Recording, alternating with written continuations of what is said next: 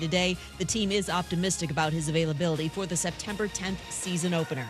ESPN's Adrian Wojnarowski reports NBA's fining Sixers star James Harden $100,000 for his recent comments calling team president Daryl Morey a liar. Comments stem from Harden's belief that the Sixers wouldn't accommodate his trade request. Think O'Reilly Auto Parts for all your car care needs. They're close, convenient, and have the parts you need fast, along with excellent customer service from professional parts people you can trust. Stop by your local O'Reilly Auto Parts today or visit O'ReillyAuto.com. ESPN 690 and Action Sports Shacks presents Brent and Friends. Today is one of the worst days that I've had in a long time. We're getting a little punchy around here, people. It's been a lot in a row. I would love to punch you guys. Ow! It really hit me. Brent and Friends with Brent Martineau, Aaron Schachter, and Kasey Kuhrts. Jacksonville's home for ESPN Radio. ESPN 690. Well, the fall is happening. Football, we know, has been here. We've been discussing it, but, you know, I always can tell Kasey Kuhrts. What's that, buddy? Oh, the plate gets full, man. A lot of conversations with people I don't always have conversations with. Is that right? Yeah, that's what happens. Both sides of the building. Lunches, getting ready for Jaguars All Access today at String Sports Brewery. At sales meetings. Trying to lock in players for the shows. It's fun stuff, though. I like the action. Sounds like it. You like the action. Like, that's why you're a degenerate, right? You like the action. Love the action. The action is where it's at. So it's like action comes in different ways. And I like the action, the chase. The chase. The chase is good. All of these things I like. And then you sooner or later, and sometimes you're like thrown back a little bit. You're like, oh, man. Said no. They want that much money? What, are you crazy? It's similar to when Max Scherzer only pitches 3 innings because he's thrown 90 pitches in 3 innings. Yeah, that's a problem. That's a problem. Or when he's got 5 strikeouts and it's 5.5. Huh. Tell you what. Listen to this. 6.5 was the number. He had 5 in 3 innings, but threw 90 pitches. So they had to pull. I'm like, this was free. This is free money. What happened? It's never free money, baby. It's never free money. It is never free money. And as much as we know it, we never learn it. I'll tell you what. That was coming off the night I was sure I had free money from this White Sox bum. I'll tell you about that in the break. Holy cow, I got wrecked. I just had a conversation with my buddy Pat, and something came up. Pat. Yeah, and I said something came up like in context, like I was trying to make like an analogy, and heck, I don't even remember what it was. But my analogy, and I like this analogy to a lot of things, and this is kind of where we're talking about it right now. How long you been with Amanda? Like 10 years. So does that go back to high school? Yeah. You guys went to high school together? We did. Like what year in high school? She was a junior. I was a sophomore. Or Damn, it's more like she was a senior. I was a junior. But we knew each other. We met each other. Did you guys date each other like all that time, or did you have like you just knew each other, or you had other girlfriends, boyfriends? We knew each other, and then like her senior year, my junior year, we were like together. Okay. Yeah. So this will come into play, I think, but in many parts of life, the chase is actually better than the result.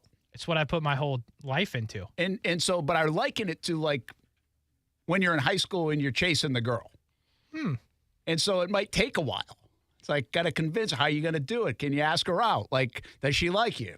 Is this too lofty of a goal? Right? Yeah. All these different things. And then you get it done and you go on a date and it's like something that's like disappointing about after. And it has nothing to do with like her. It's just the fact that the chase is over. Right. I agree with that. Right? The other thing I like in this too a lot is the Red Sox win the World Series and the Cubs win the World Series. It's the same part of it. That romanticism with teams that have just are stricken by bad luck and just can't get it done, where the whole world falls in love with them. Mm-hmm. And now it's like, they win one every 5 years, the Red Sox. For the Red Sox. The Cubs got theirs. Cubs are putting in another 100 years of work. Like right nobody's mentioned a Billy Goat around Chicago in like a decade. Or whatever they won. I don't know. 7 years, 6 years. 7, 8 years, yeah. Like it's not fun anymore. Or it's a different kind of fun. It's yeah. I mean, you could turn out that you chase Amanda, you go on the date's great, and then you end up marrying her years later. Like, that's still good, I guess. That's what happened. Even there, you won't want to admit it because she might be listening. It took a little different level when the chase was on versus when the dating started to happen. A little different something. A little different. It's like when you degenerate, you put whatever on Scherzer, and it hits. My whole life is the chase. The chase was so more fun. The curiosity whether it was going to hit was way more fun than actually checking out with $20. That's my whole thing. Like that, you got the autograph part of it. You got the sports card part of it. You got this. I never know what I'm going to say until I'm talking. Like the whole thing is the chase, Brent. You never know. The chase is on, man. Pac-Man for real. Pac-Man for real. Miss Pac-Man, though. Pac-Man is part of the chase, Weber. I know you're rolling your eyes. I mean, you came up here at an interesting time. You're a little bit early, but you're getting hitched in 2 weeks. You're getting married in 2 weeks. You're about to realize it. This is a fun couple of weeks. And then Monday morning's going to come on September 4th. You'll be like, the chase is off. Now what? Now I go up to Sea Island and enjoy a couple days off. That's what's now what. Yeah, sure. You say that. That's what you think. That'll be a fun time. It will. I really jumped in there, and it took me about 3 minutes to see where things were going. As I was listening to what was happening. Yeah, this is just life advice kind of stuff. That. I'll give you one more. So there's another step of this for both of you guys. Okay. It's kids. So kids, the excitement, the 9 months, everybody's happy, moms and dads and family members, and like, oh, it's going to be the greatest, and gender reveal if you choose to go that way. And then the kids come, and you're sitting at the hospital, and everybody was excited, this exuberance. And you're like, now what do we do? Like, I'm supposed to take them home? That's what happens. Is there an option? Just another example. Another example of the chase was kind of more fun. Or it had a different feel. Now, I will tell you, the parenthood part has been pretty good for 18 years, so that's cool too, but it's just different. You never get the 9 months part where the anticipation is there. You never get that back unless you do it again. Right, you could just have another kid. Or multiple. We just knocked that out one time. 2 at once. One time thing. Yeah. The old twofer. So I'm going to switch this over to the Jags. Okay. All right. Will we get to a point? Jags were good last year. The chase, the climb, right? That unexpected nature is so fun. Haven't done it in so long. So much so that you're sitting here and listening and you're thinking Jags, and you're like the Chargers game, the Tennessee game. Nothing will top that. Like, that was awesome. We have recency bias, and even those that were here in the late 90s probably still think last January was better than the late 90s. Why? Because I kind of forgot about the late 90s. It was so long ago and can't feel that. Well, what if they win again this year and they win the division and they go on a playoff run and then they do it again next year and the next year and it starts becoming commonplace? Are we going to take for granted the chase? Not until they win the Super Bowl. If they win the Super Bowl this year, then the chase in 24 there's no chase. There is no hunt, if you will. Yeah. They got to rename that series. Yeah, well done. Have to rename it from they the will hunt have to rename it. The Hunted. The Hunted. Ooh, that's Easy. a good idea. Already. The There catch. Free of charge, Jaguars.com. But, I mean, until you win the big one. So you think that will always exist? See, I actually... Did you feel that way when the Red Sox lost to the Yankees in 03? Were they still chasing? Well, it was just another disappointment. Right. But they're still chasing because they hadn't won it yet. Even if the Jags get to the Super Bowl, like Cincinnati's still chasing. Yeah, but the one thing that's different a little bit with the Jags, though, is like they haven't won at all. Yeah, no, like we're already in a different stratosphere that there's expectations to actually win. I think we're already here with Trevor Lawrence. I think the fact that he makes a throw on 3rd and 12 that we haven't even seen from a quarterback in Jacksonville history, and we're like, yeah, that's Trevor. Like, we're not wowed by it anymore. We don't appreciate it. I think we still appreciate it. We just don't audibly say, wow, we've moved past that point. I guess. I haven't. I watched enough bad football. I told Doug Peterson in a production meeting on Saturday, I was like, Doug, I know you think like offense and scoring points and everything is like normal, but it's not here. Like, we think you're a genius because we've never seen a guy get open in 12 years before you came. That's true. I had to explain it to him. He's like, how are they not open? That, right? What happened? Yeah, no, this is normal life for you, like competency on offense. Not for us. Doug's like, what the hell? Yeah, he's like, what are you talking about? What are you talking about? I was like, well, you should have lived here the last 15 years, man. Go back and watch the tape. It's not very pretty. Coke Zero Sugar 400 coming up on Saturday. Will the Jags be playing in Daytona? Well, that's the question. Frank Kelleher, track president from Daytona International Speedway, joins us next on ESPN 690.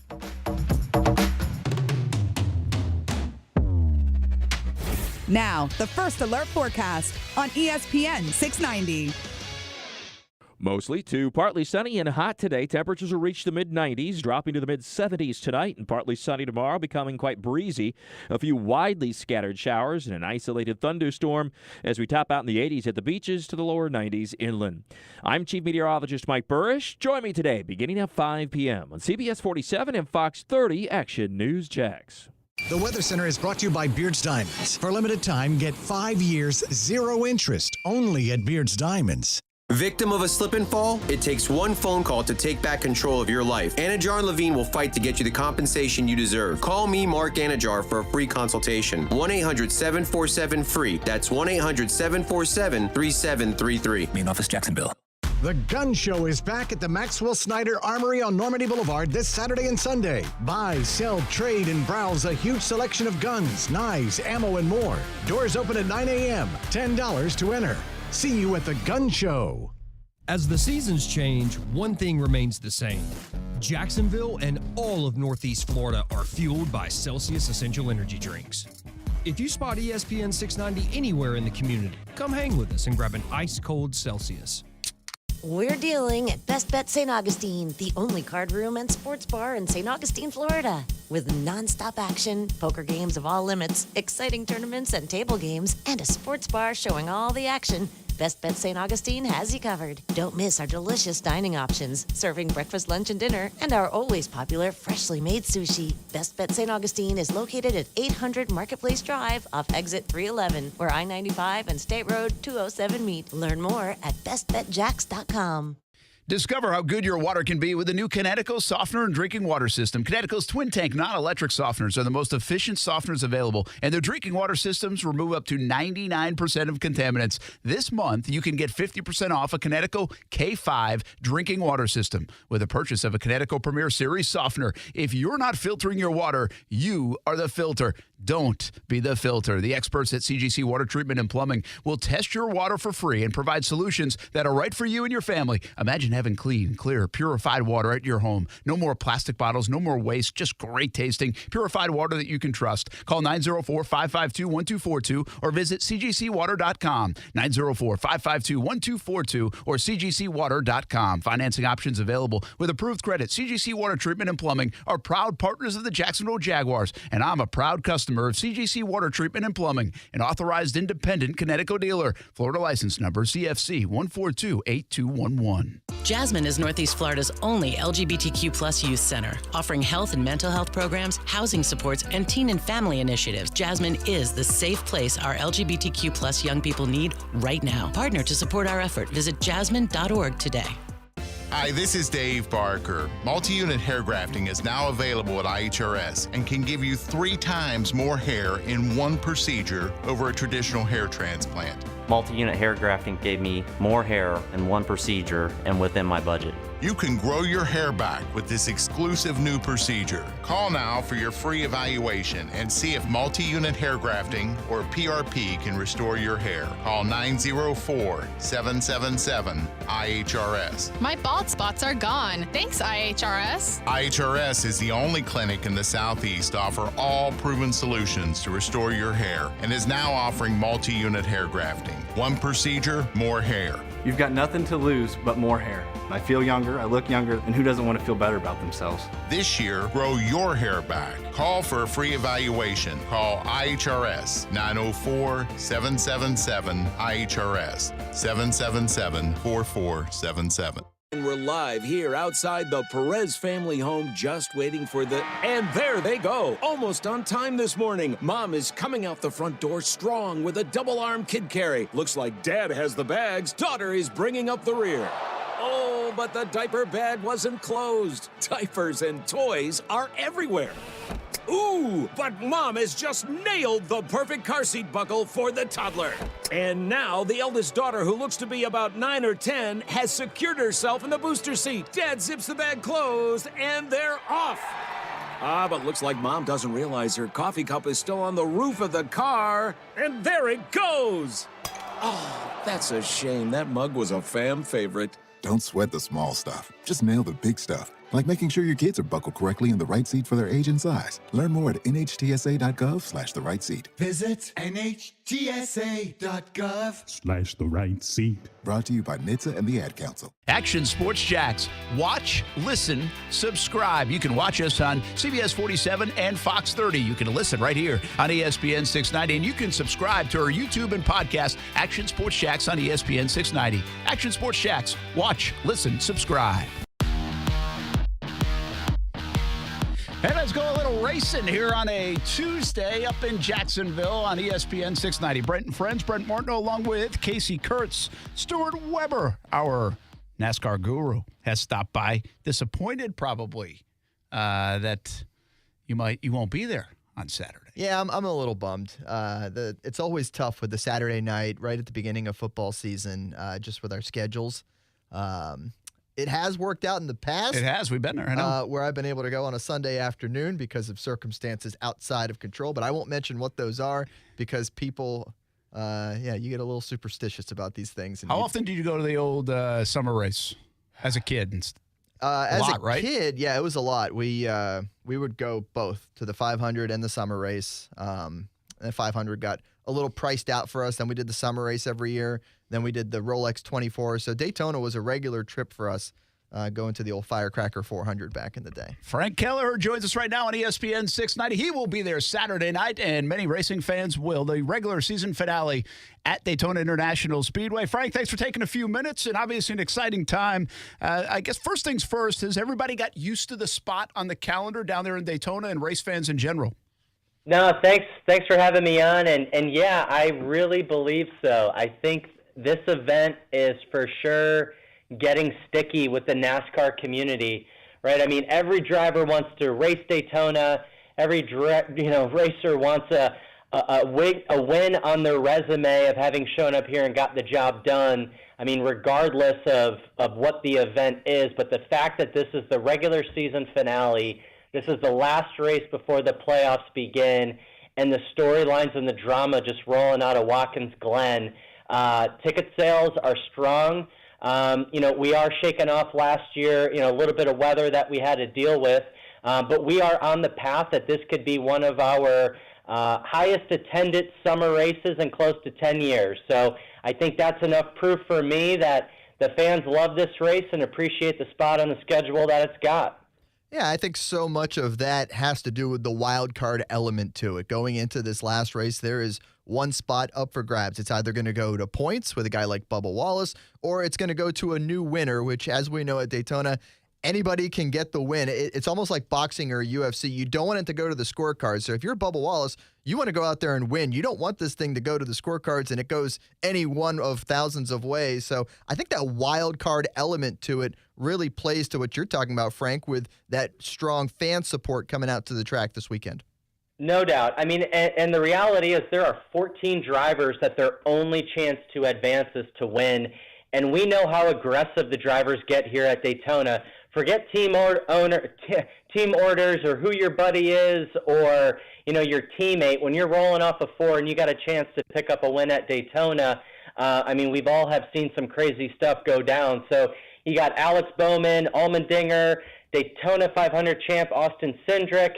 They all need to win. I mean, there's a list of 14 guys that need to win, and one big one there is Chase Elliott. I mean, the sport's most popular driver, he described it as going to Vegas with your last dollar and putting it in a slot machine is essentially he needs to pull off, a huge win that is going to be very challenging for him and his team. So it's going to be a big party and a lot of fun down here.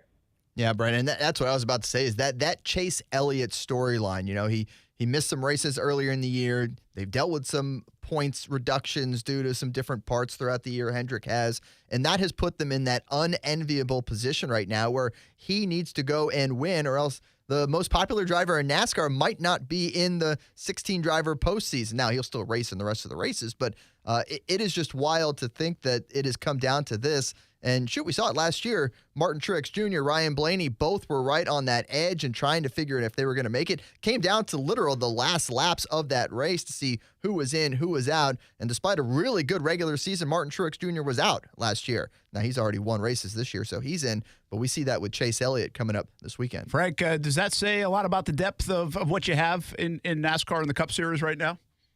Yeah, I mean, this will be my 21st summer race as a NASCAR employee working for the France family, and I have so many fond memories. You know, I love this summer event. I feel like it's really about our community and the backyard. You know, Friday night, the Wawa 250, you know, it's a great family event as kids 12 and under get in for free. Adult tickets start at $35. There's free parking. And you can still bring a cooler in over your shoulder, filled up with ice, your favorite drinks and snacks. Like, I don't know of another sporting event or attraction where, again, kids 12 and under are free, and you can bring in drinks and food and free parking. So, you know, this weekend's about the community. It's about the backyard. Coca-Cola is just a tremendous partner. They're all about food and family. So it's a great event. We're excited for it. And again, some other really cool storylines with it being the regular season finale. We've had a few years to where, like, I'll just pick on Larson. He had the regular season locked up by the time he got here. Now, it's going to come down to Truex and Hamlin. They're going to, you know, one of them will leave Daytona as the regular season champion. So Toyota's got their head up high. They know they got it locked in, but, you know, those two guys want to win, so that'll be an interesting bit. As well as, I mean, let's talk about Harvick. Like, unless I'm wrong, this is Harvick's last time racing Daytona in a Cup car, and he's locked in on points. Like, the dude has nothing to lose other than to let it all hang out and go for another Daytona win. So I'm just so excited for Saturday night. And I think it's going to be one for the record books. Daytona International Speedway President Frank Kelleher with us here on Brent Friends on ESPN 690. How much does even this young crop, you mentioned Harvick, obviously he's been around a long time, some of these other guys that everybody knows, but even this young crop of new drivers that hopefully is on the verge of stardom and helping carrying the sport into a new generation, appreciate the history of the summer race. Obviously the Daytona 500 history of its own, but do you sense that today's driver can understand the history, appreciate the history, even the young ones? No, it's so cool about the sport of whether you're a rookie in the Truck Series or, you know, a rookie in the Cup Series. The legacy and the history of this sport lives on, that all of these athletes behind the wheel, you know, they might not have, for some of them, been alive, but for some of them definitely have not, you know, been here when it was 4th of July, you know, and the race was around 10 a.m., but they know those stories, they know those traditions, and just any time that you come through the tunnel of Daytona, I don't care if it's for a dirt bike race, a go-kart race, it's just something special that, you know, Daytona is that iconic motorsports venue that is just globally known and respected, that all of these athletes and their crew and the crew chief and their sponsors, I mean, everyone just feels, you know, the aura that Daytona pushes off. Frank Kelleher with us. Hey, you guys are pretty good at throwing events. Anything new on the front of throwing an event like a football game down the road? Is there anything new on that front when it comes to potentially hosting the Jacksonville Jaguars in a few years if things go well here in Jacksonville with the stadium? No, the Jags are off to an awesome start, 2-0. Just got, as you know, beaten up on the Cowboys, and the Finns are up next for them, and we've been having a lot of fun, you know, chatting with their organization. We have fed them so much information about our venue, you know, sight lines, the camping that we offer, and just all the opportunity that exists at the World Center of Racing. Just, I mean, rightfully so, though, their focus right now 100% is getting the season rolling. We're 100% focused on just an amazing regular season finale with the Coke Zero Sugar 400 that I think once we both get our sea legs back underneath ourselves, we'll really pick up the conversations. And again, we're grateful to be in the mix. They've got a lot of great options of where they can play in the state of Florida, and wherever they land, I know will be great for the organization and for the fans. You know, selfishly speaking, I think we have the most unique opportunity, right? I mean, the tailgate and the party can really begin on Friday, and the amount of camping that we offer. I mean, we could really turn Saturdays, the day before Sunday football, into Jags Festival right here at the World Center of Racing. We've had we host concerts, we do all types of food festivals.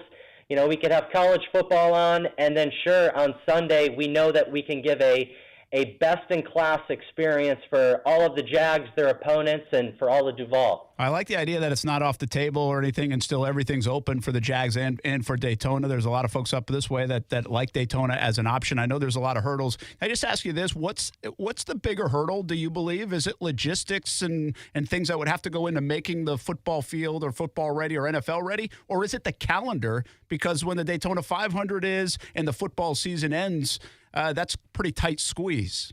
No, I mean, it's really not complicated. Like, to just simplify it, right now our summer race, end of the month of August, we can run our regular season finale here and have an amazing event, and then we can be ready for football, the week after. That's not the issue. Where we get, in the words of Mark Lamping, a little bit wonky is we're a racetrack. We're not a baseball stadium or an arena or a golf course to where there's a lot of just temporary build that would need to go into it. And then where it gets complicated is we would have to set it up, do the regular season, and then it needs to be taken down and put to the side so we can get back to our core business, kicking off in January with the Rolex 24, then Speed Weeks, and then Supercross. So all of that build that we just described, it would have to be done, implemented, taken down, and then we would get back to racing and then put back up. So that's the hurdle that we all just need to look down at, the mechanics of the partnership, the expense of the partnership. That's the piece that we need to solve for. It's a little different when you're writing a check and renting out a football stadium, right? Like there's not a whole lot that you need to do to it to get it ready, but it's not a calendar issue. It's not an opportunity or an interest issue. In my opinion, it's just going to come down to overall the execution of creating it, taking it down, and then having to put it back up for the following season. I know you both have a lot going on. Any timetable? We're not privy to a timetable. We're just following the course of action of feeding them the information that they need. And again, it's not for next season.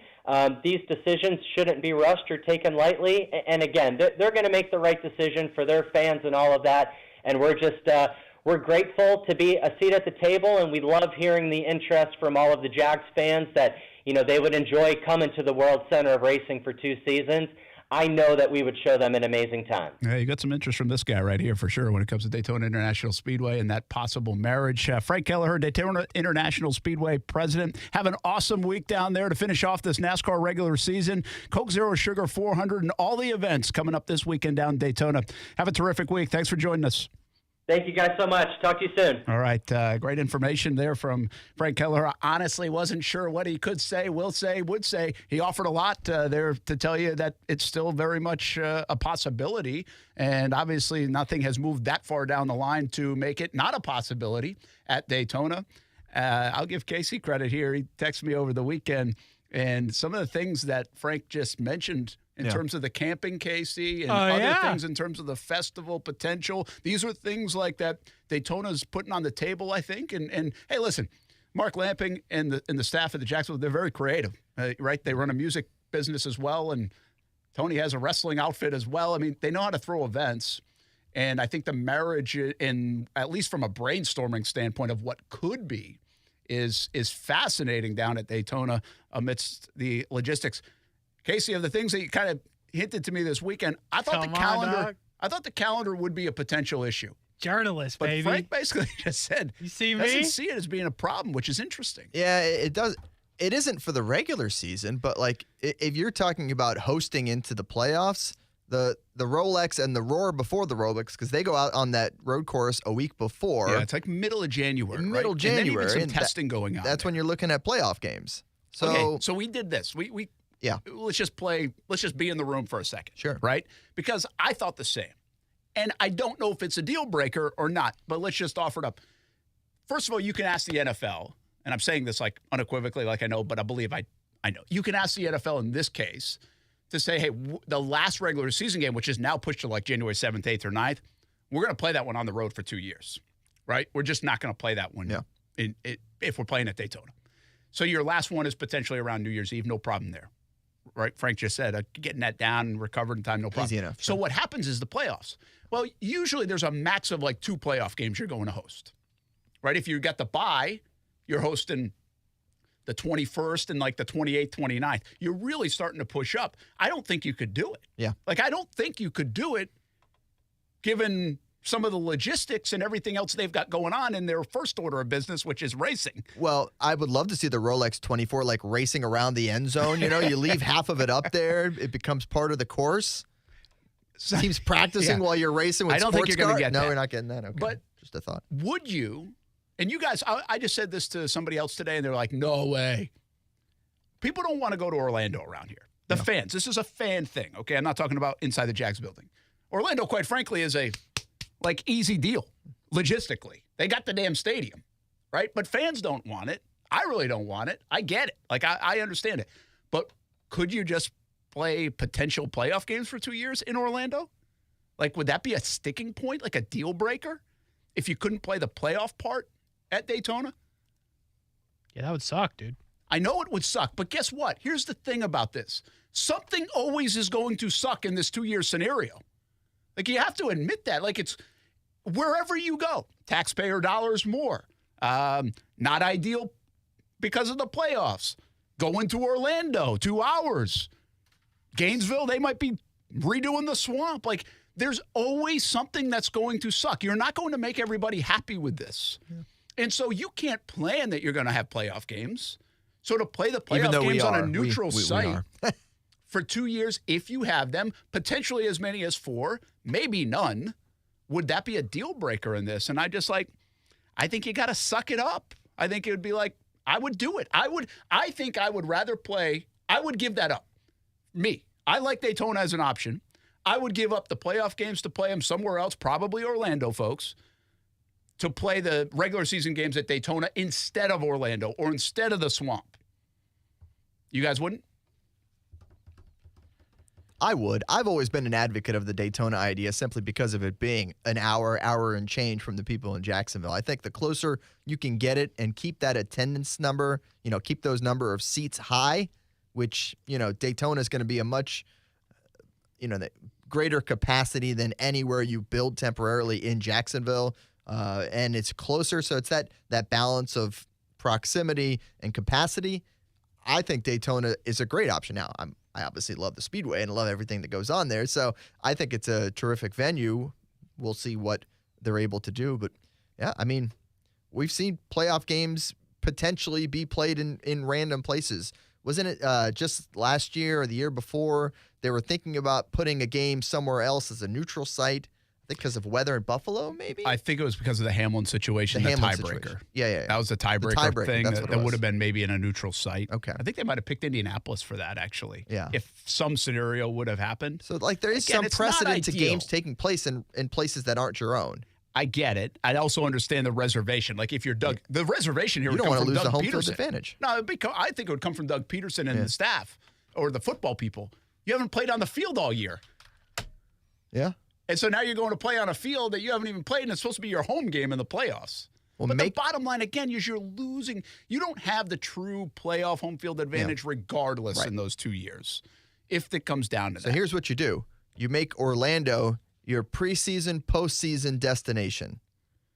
So you guarantee that there's going to be some games in Orlando by doing the preseason there. Yeah. And then if we make the postseason, we host a playoff game there, regular season at Daytona. Because the preseason probably doesn't work for Daytona with this timeline right now. True.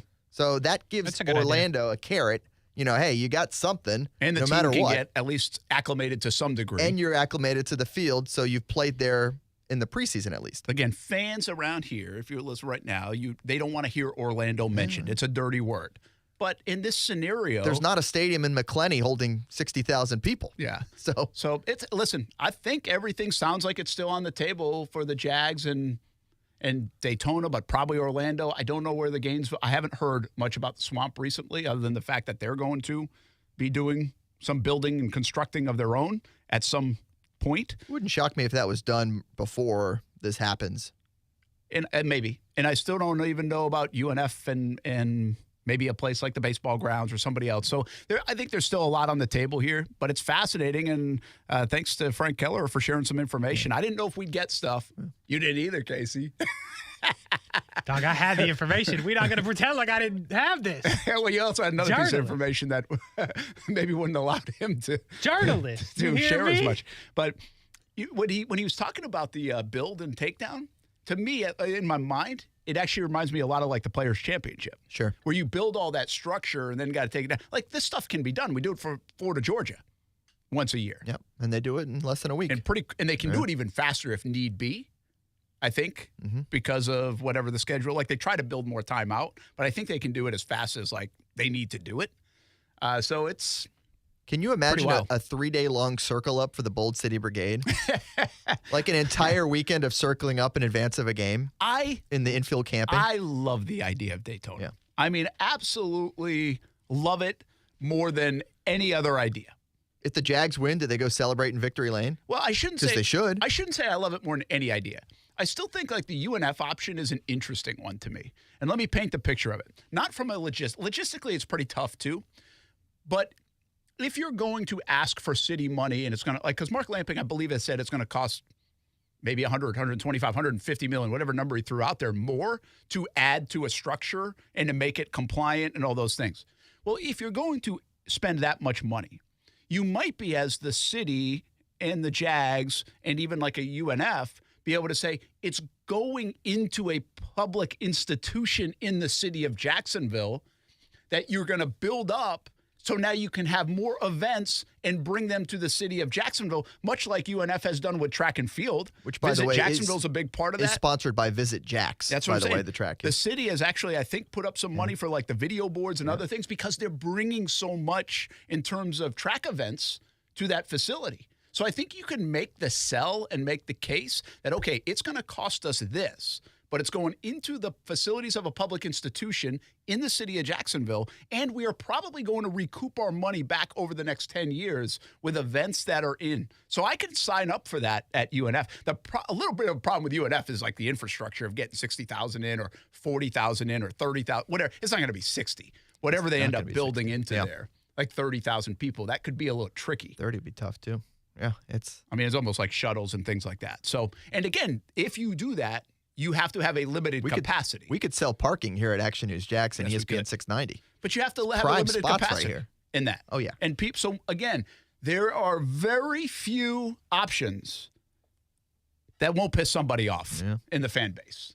Like, it's just not going to be ideal, folks. It's not going to be a perfect world. I love the Daytona option, though, as one of the options and high on my list of seeing if it can shake out. But Kasey and I were talking about it, man. It's like, you have the parties on Saturday night, the camping, everything. I mean, it could be a blast. I like it. And listen, from Daytona, selfishly, if I'm Daytona, I'm getting Orlando, Melbourne, Jacksonville, and others coming down to my place.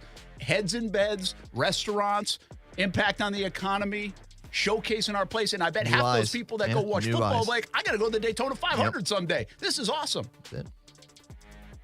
No, like I know why Frank Keller and Daytona is excited about it. It would excite me too. Let's talk a little Sharks when we got back. How about that? Sharks had some big news today. Big news. Yeah. Speaking of football, we'll be back. Brent and Friends on ESPN 690.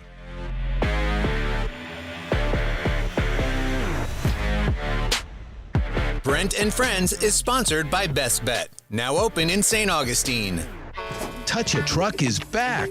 Join ESPN 690 for this free family fun event this Saturday morning at the Brooks Family YMCA. Kids get a first-hand view of fire trucks, police cars, cement trucks, school buses, and even a helicopter. And you can donate school supplies to the YMCA's after-school program. Touch a Truck is presented by Celsius Essential Energy Drinks, Jack C. Wilson Roofing Company, CGC Water Treatment, and Arlington Toyota. Join us for Touch a Truck this Saturday starting at 8 a.m.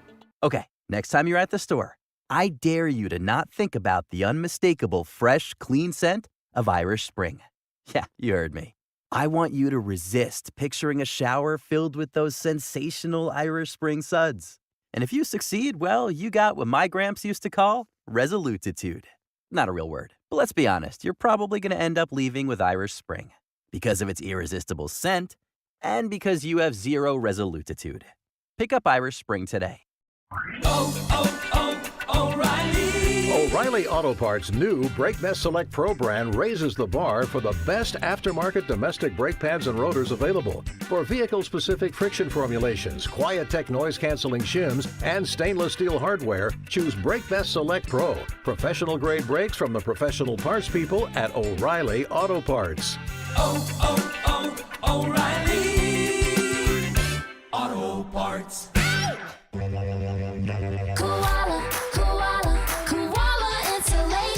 Hey, this is Bruce. And I'm Carrie. We're the owners of Koala Insulation. It's a great time of year to invest in energy-efficient improvements to your home. With our competitive rates and new tax credits for insulation upgrades, you can get huge savings to improve your insulation today and see long-term savings every month going forward. Give us a call and set up your free evaluation at 679-6282 or find us online at koalainsulation.com.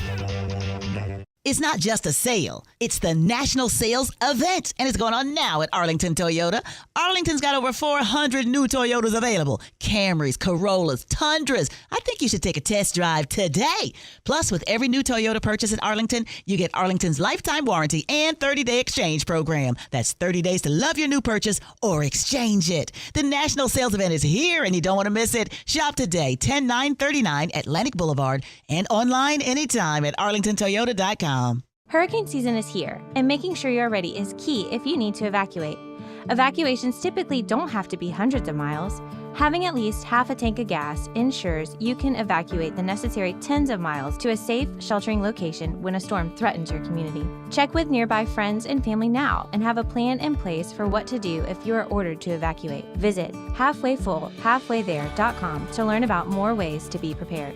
This message is sponsored by the Florida Division of Emergency Management, Florida Association of Broadcasters, and this radio station. Oftentimes, the wheelchairs our veterans and first responders receive from their healthcare providers are subpar at best. Some are falling apart, with a years-long waiting list for a new one. This lag causes a tremendous amount of stress for our heroes and creates a burden for their caregivers. Isolation leads to depression. We build what they need to get outdoors, hunting, fishing, or playing sports. Join the mission at wheelchairsforwarriors.org. Are you a real estate investor or have considered investing and want to know where you can put your money that offers solid returns and protects against market volatility? It's Rich Jones. I want to introduce you to DLP Capital. CEO and founder Don Wenner. For more than a decade, DLP Capital has delighted our investors with consistent double-digit returns. Through the smart, conservative real estate investment strategy our company is built on, we have been able to achieve this with monthly distributions and tax shelters so our investors can keep more of their returns. Dial ** invest on your cell phone or visit highyieldreturns.net. Texting enrolls you in recurring automated marketing text messages. Consent not required to purchase. Message and data rates may apply. Leaving for the gym so early? I'm ready to go. Since you started taking Nugenix Total T, you've been acting like when we met in our 20s. I feel like myself again. Lower testosterone after turning 40 slowed me down. Nugenix Total T has been a game changer for me. What is it about Nugenix Total T that's different? Well, it's a patented key ingredient called testofen. It boosts free and total testosterone to help you get back the drive and energy from your youth. It's backed by 5 clinical studies. I've seen the huge difference it's made for you in the gym, at work, and in the bedroom. I'm so glad I sent them a text for my complimentary bottle. Text FORCE to 42424 right now for your complimentary bottle of Nugenix Total T. Nugenix is the #1 selling testosterone boosting brand at GNC and Walmart. Do it now and we'll also send you a bottle of Nugenix Thermo X, our newest, most powerful fat burner ever. Absolutely free. Text FORCE to 42424. That's FORCE to 42424. Products and statements have not been evaluated by the FDA. These products are not intended to diagnose, treat, cure, or prevent any disease or illness. At the UPS Store, you can ship it all. We're your bulky sports equipment shipping store, your heavy luggage shipping store, your fancy art shipping store.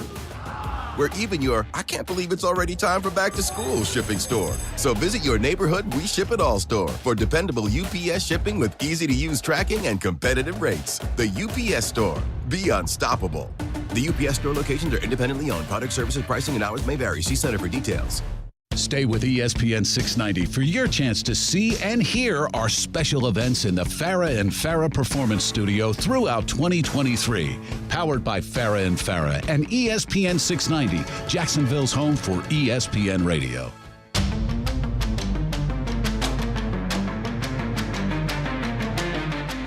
All right, so we talked obviously NASCAR with Frank Kelleher with Coke Zero Sugar 400 coming up on Saturday. Talked some football, of course, as well. If you missed some of our Jags portion of that, we'll probably play it again the 5 o'clock hour football at 5. Kasey's going to work on that. Just some good stuff, revealing stuff, kind of updatey stuff on the Jags and Daytona potentially forming a partnership down the road with the stadium. Again, everything's like potential, maybe, if, like I get it. So you get it too. But we did discuss it.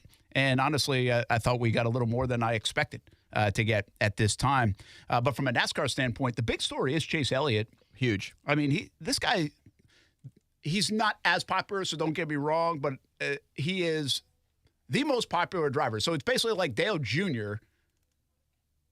with the last race to go not being in the postseason. And what's in most sports now, the best players, the most popular players are at least involved in the sport. This actually would have more of like an Ohtani feel. Sorry, Angels fans. Right? Yeah.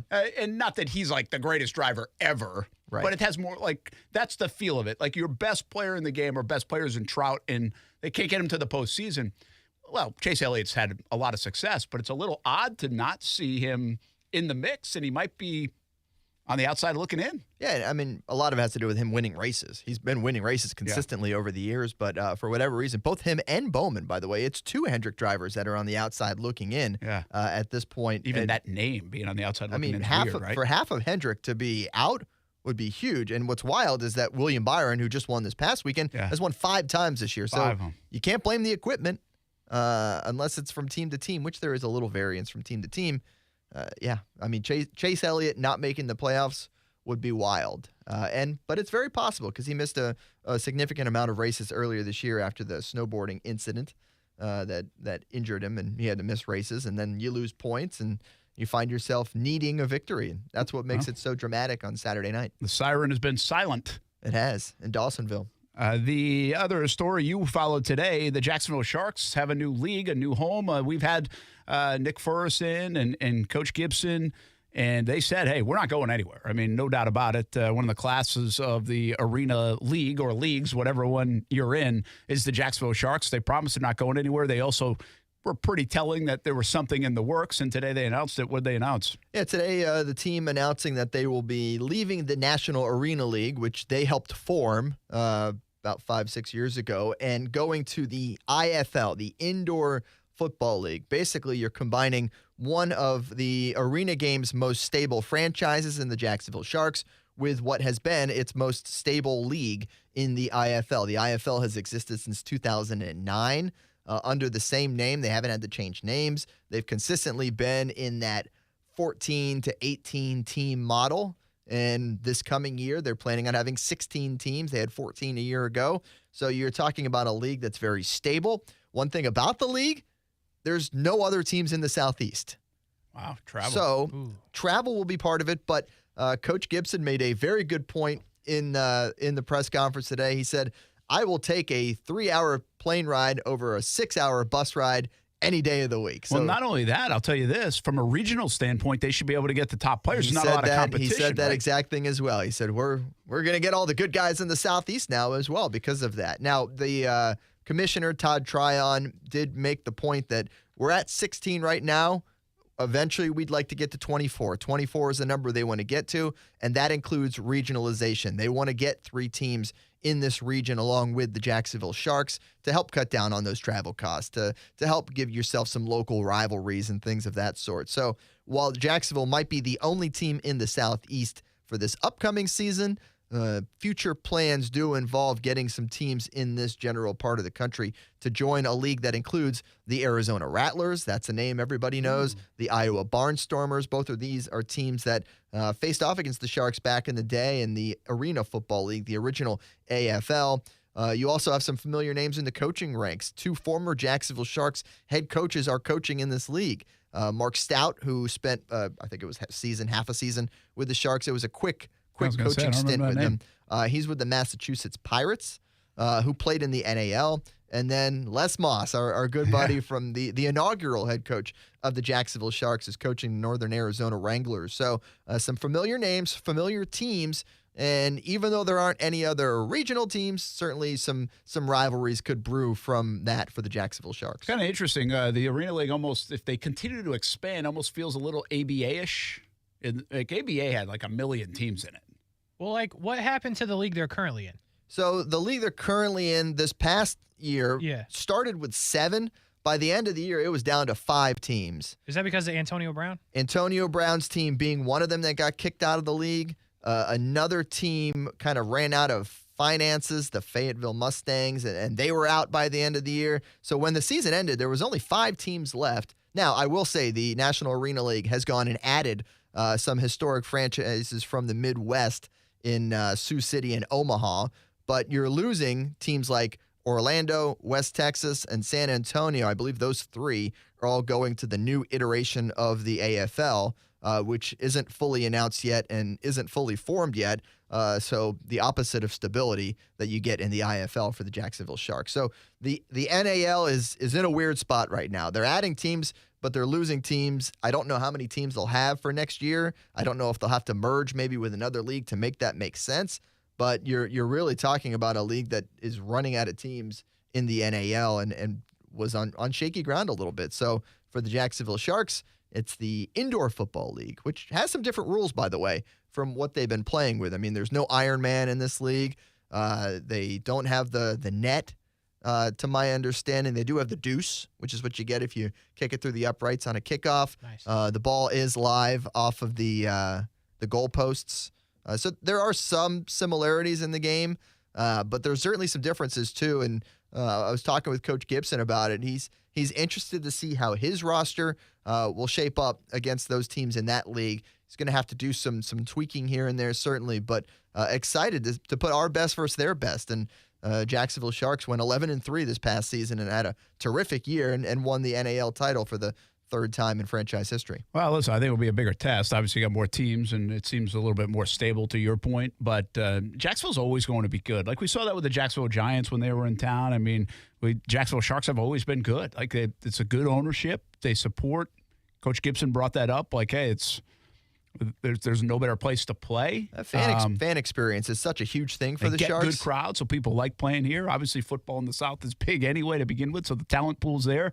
There's just a lot of reasons, and it's good to see this, I guess, stabilization of arena ball in general, hopefully, because it's really gone through a lot of different things. And even as this past year with Antonio Brown and all that, I mean, that was a franchise I really liked. It's arena ball up in Albany. I mean, I used to work up there. And Antonio sent that one into the ground. He burned it to the ground. Yeah, he did. It's interesting because, a lot of minor league sports are like this, right? Where you don't know what the future looks like with all the shifting of leagues and teams jumping. We see it in lower level soccer in the U.S., very prevalent in that regard. But, you don't see it in, for instance, minor league baseball, right? Because everybody's building towards the major leagues. They're all affiliated. One interesting part about this IFL, the Indoor Football League, it does have an affiliation with the XFL.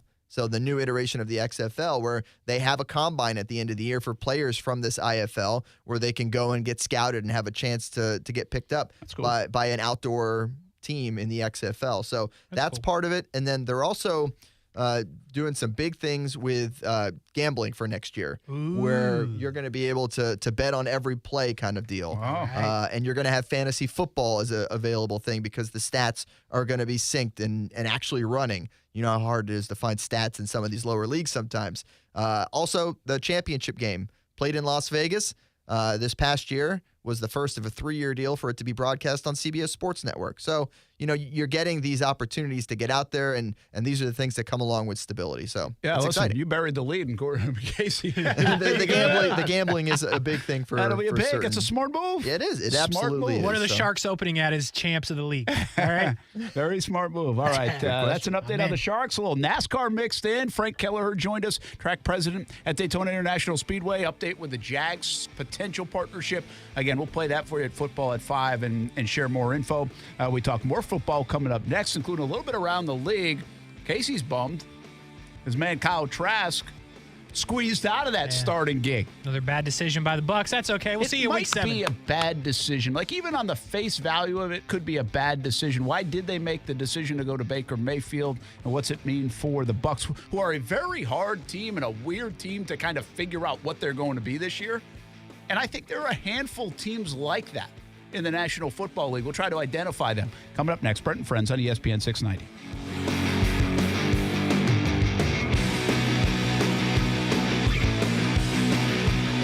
It's a beautiful day here at the Weekend Getaway. Oh no, looks like a loose stair. And he is out. Injuries can come out of left field. If you've been injured, call Morgan & Morgan, America's largest injury law firm. Visit forthepeople.com for an office near you. Be ready for anything on the road or off the road this summer at Nimnicht Buick GMC. Car Bravo is here, a better way to shop used vehicles with transparent pricing. Nimnicht Buick GMC has joined the Car Bravo family and is the only Car Bravo dealer in Northeast Florida. Are you looking for a used car under $20,000? Check out Nimnicht Buick GMC on Phillips Highway or NimnichtBuickGMC.com. Want an oil change from the comfort of your living room? Check out NimnichtBuickGMC.com. Mobile oil changes with Nimnicht GMC. We are professional grade.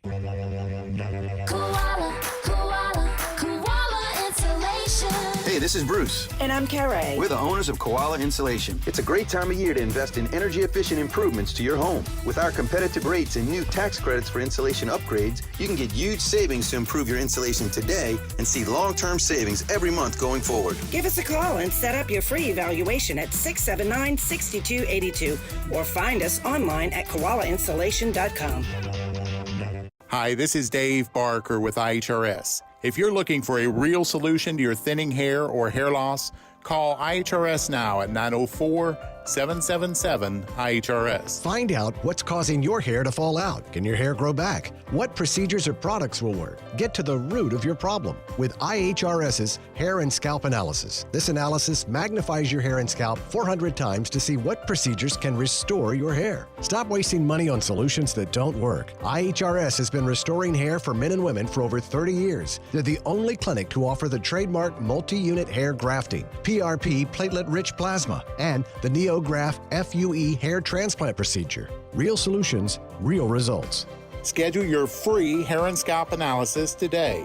Call 904-777-IHRS. That's 904-777-4477. Or visit hair4me.com. Hairforme.com. Why can't I just speak to an actual human being? I need a new bank. Well, actually, at One-to-One Financial, communication is not only number one, it's one-to-one. When you call, you get to talk to a real live Jacksonville human, fast and with someone who's truly concerned about your needs, your security, and finding solutions as a team.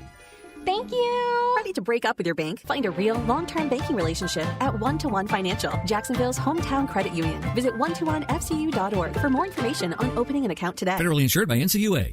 Bundling and saving with Geico is an easy choice, so you're free to ponder life's big questions, like what's the best animal in the world if not humans? I'd strongly consider ducks to be somewhere up there on the list. Think about it. Ducks can swim, ducks can fly, and ducks can walk on land. They have access to all terrains. They are the ultimate animal. And they wiggle their butts when they walk, which is funny. Yeah, ducks are awesome. End of story. Bundling and saving with Geico. It's an easy choice. Can we make 10,000 thread count sheets? For Lens Linens, staying in the comfort zone is never an option. Maximum thread count we could possibly thread. An industrial seamstress would make their sweet dreams come true. I want it to feel like you're on a snowflake, on cotton candy, on marshmallows, on a cloud. Indeed can help them hire great people fast. I need Indeed. Indeed you do. We instantly connect you with quality candidates whose resumes on Indeed match your job description. Visit Indeed.com/credit and get $75 towards your first sponsored job. Terms and conditions apply. Broadcasting live from the Anajar and Levine studios. Anajar and Levine Accident Attorneys. Call 1-800-747-FREE. That's 1-800-747-3733. WOKV Jacksonville. Listen live everywhere you go on ESPN690.com. ESPN 690, a Cox Media Group station. This is SportsCenter. I'm I'm Christine Lisi. Baker Mayfield's QB1 in Tampa Bay. Buccaneers announced that Mayfield won the starting job over Kyle Trask. He prevailed in part because of his starting experience. The Bucs are Mayfield's fourth team since being drafted first overall in 2018. Colts seeking significant return in a potential Jonathan Taylor trade. Team gave him permission to seek a trade. ESPN's Stephen Holder reports Indy's asking for a first-round pick or multiple draft picks that would be the equivalent of a first-round pick for the all-pro running back. ESPN NFL analyst Damian Woody. Saquon Barkley couldn't get paid. Josh Jacobs couldn't get paid. What team is going to trade for Jonathan Taylor, who's coming off an injury-riddled season last year? Not only do you got to give the team compensation, but you also got to pay the player.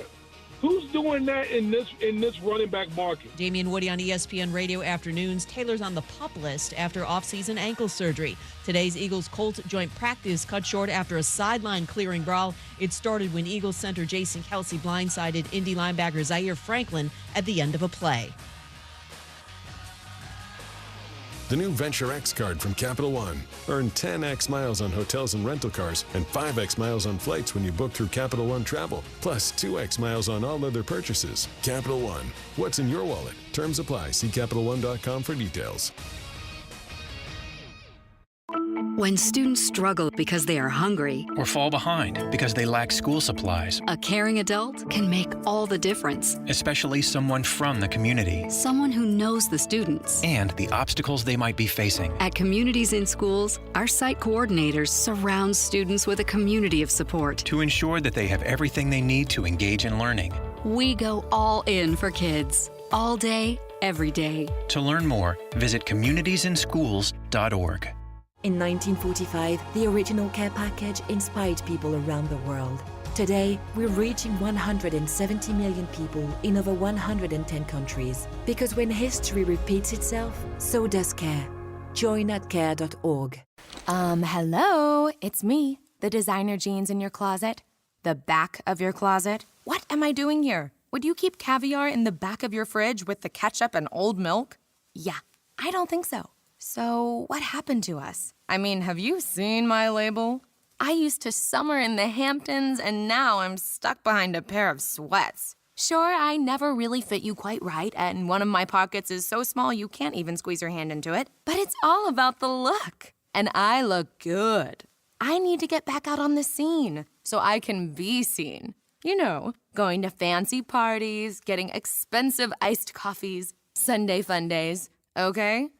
So take me to Goodwill, where I can really make a difference. Your donations to Goodwill create new jobs, training programs, and education assistance for people in your community. To find your nearest donation center, go to goodwill.org. Donate stuff. Create jobs. A message from Goodwill and the Ad Council. ESPN 690 and Action Sports Shacks presents Brent and Friends. Today is one of the worst days that I've had in a long time. We're getting a little punchy around here, people. It's been a lot in a row. I would love to punch you guys. Ow! It really hit me. Brent and Friends with Brent Martineau, Aaron Schachter, and Kasey Kuhrts. Jacksonville's home for ESPN Radio. ESPN 690. 4 o'clock hour we go. Brent Martineau, Aaron Schachter, Kasey Kuhrts. Schachter's not here, though. Nope. But we still give him credit. I had Aaron on my mind because I have to call him. Really? Yeah. What are you guys going to talk about? Well, we're getting ready for the Blitz scoreboard show. And so he was helping us out, make some opens and things like that for 9 o'clock on Friday night. High school football season underway. Show like nobody else does across the country. Kasey Kuhrts, you're a part of. Yeah. And so we get that rolling. But he asked me like 4 questions about an email that I sent this morning. I was like, this is going to be way better if I talk. Why didn't you just say come to work one time? I could say that. That's more for you. Come to work one time, Schachter. I'm sure you're listening. Thing about Schachter, man, he is very literal. Yeah, he is. In his communication, which I appreciate. I kind of like. Like he will make sure you communicate well. He's a good communicator. No, he's okay. He is. Well, I mean, I don't know overall, but at least on this kind of stuff, he's like, okay, is this exactly what you want? Type stuff. Stuff that matters. He's a good communicator. When I text him about nonsense, I never heard back. Like today, I sent you guys a TikTok that I thought was Yeah, I was in a meeting, and then so I didn't click on it. Was it good? Was it worth clicking on it? No, don't click on it if you're in a meeting. Don't click on it if you're on the radio. I've learned that, too. That's probably not a good idea. If you would have clicked on it in the meeting, you would have got some nasty looks, boy. I don't know. I mean, this was a meeting that maybe... Nope. Trust me. Don't. I'm telling you, this is not a let's try it and see if he's serious. What is... We should take a poll on what did Kasey send us on TikTok that I should not open in a meeting. Yeah. You shouldn't. There's probably some great embarrassing moments on meetings like those kind of things. Absolutely. Or like in the Zoom meetings. You know, I'm locked into the Little League World Series. No, I haven't watched like a minute of it. Can you bet on the Little League World Series? I'm serious because probably some of these teams, I'm like, they going all the way. Somebody said the other day, who was saying, can you bet on wherever you bet? Can you do the shrimp? No. Somebody said that whatever they were on saw the shrimp game.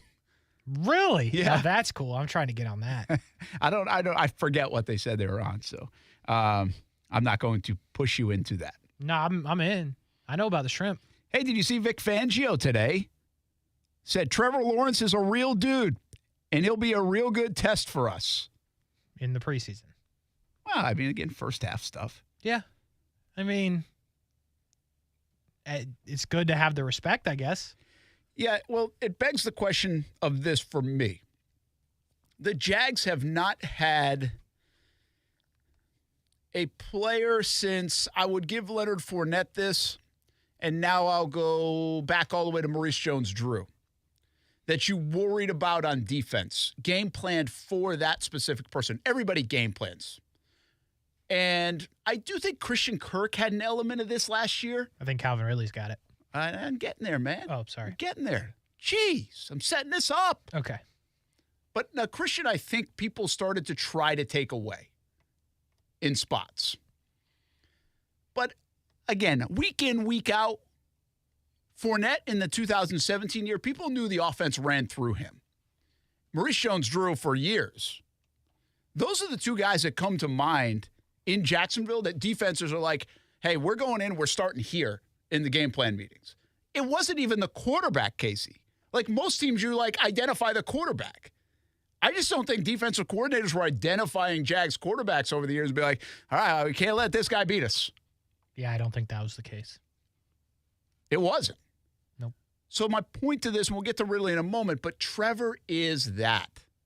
And after last year and what he showed in the last 2 months of the year, already knowing his skill set and his ceiling and everything else, this year he's that, isn't he? Yeah, definitely. I would say so. I think he's a guy that now you can say not only can he make every throw and any throw, but he has guys on the other side that are going to make plays for him. So not only you're not game planning against a guy that has to be perfect to succeed, you're going against a guy who you think is really good, but also if he's a little bit off, these receivers who are at the lowest level good and at the highest level maybe top whatever number in the league, they're going to make him even better than he already is. So you got to worry about kind of two sides of that. Let me take this a step further to a little more dramatic level. I think he's on the verge. I don't think he's there yet. I think he might be, but I think he's really on the verge. Cusp is probably better than even the verge of giving defensive coordinators sleepless nights. Is that too far? Too far. See, when I think sleepless night, I think of Mahomes. Well, Mahomes, yeah. Aaron Rodgers. In his career. In his career, you might sure. not say now, but I'm sure. just, I think Brady. Of Jalen Hurts, where at least with Brady and Aaron Rodgers, that's where I was kind of pausing. I was like, okay, but you do sort of understand what's going to happen here. When you're playing Lamar Jackson, when you're playing Jalen Hurts, not only are they throwing the ball, but you got to worry about their legs as well. That, to me, is sleepless nights because we have to cover this guy, and this guy, but also we need to make sure we're on Lamar at all times. We're on Jalen Hurts at all times. Justin Fields, I think, is getting this way if he could just throw it a little better. That, to me, is sleepless. So yeah, the ability to run. And Trevor's got a little bit of it, but he doesn't do it enough. I get you, but okay. Patrick Mahomes is a sleepless night kind of guy for the coordinators, and he doesn't run. Well, that's what I'm saying with Brady and Rodgers. Like, if you're on that GOAT level, then yeah. But it's just because you know what he's going to do. You knew what Brady was going to do. You just couldn't stop it. You know what Mahomes is going to do. Can't stop it. He's going to throw it to Kasey. Yeah, that's true. Anyway, I think that's where we're at with Trevor. Like, I think we're getting there. I wonder if we get there. And maybe as a whole, the Jags offense is like that. But to go back and reel it in away from maybe the sleepless nights part is you have somebody that you have to take away something he might do really well. And I don't even know what that tendency is yet for Trevor. Probably to get it out of his hands really quick play. Mm-hmm. And guess what happens when you do that? And Trevor continues to mature in the offense and get more experience, it's like, pump fake, boom, right? Like that opens up that play. And most defenses still go on the principle, let's keep everything in front of us. So they'll give up the 4-yard play, the 5-yard play. They'll say, hey, we'll give up the 4-yard quick out and just make a tackle. Well, the beauty is you can do that 3 times and get a first down all day. You know? Mm-hmm. And right now I wouldn't say it's an unstoppable play, but it's a very effective play for the Jags. Like, this is what was going on in Detroit. They were, when Gardner Johnson was yapping, part of his yapping was like Jamal Agnew's a gadget guy, and that's all they do is they just throw this dinky stuff. And, like, so what?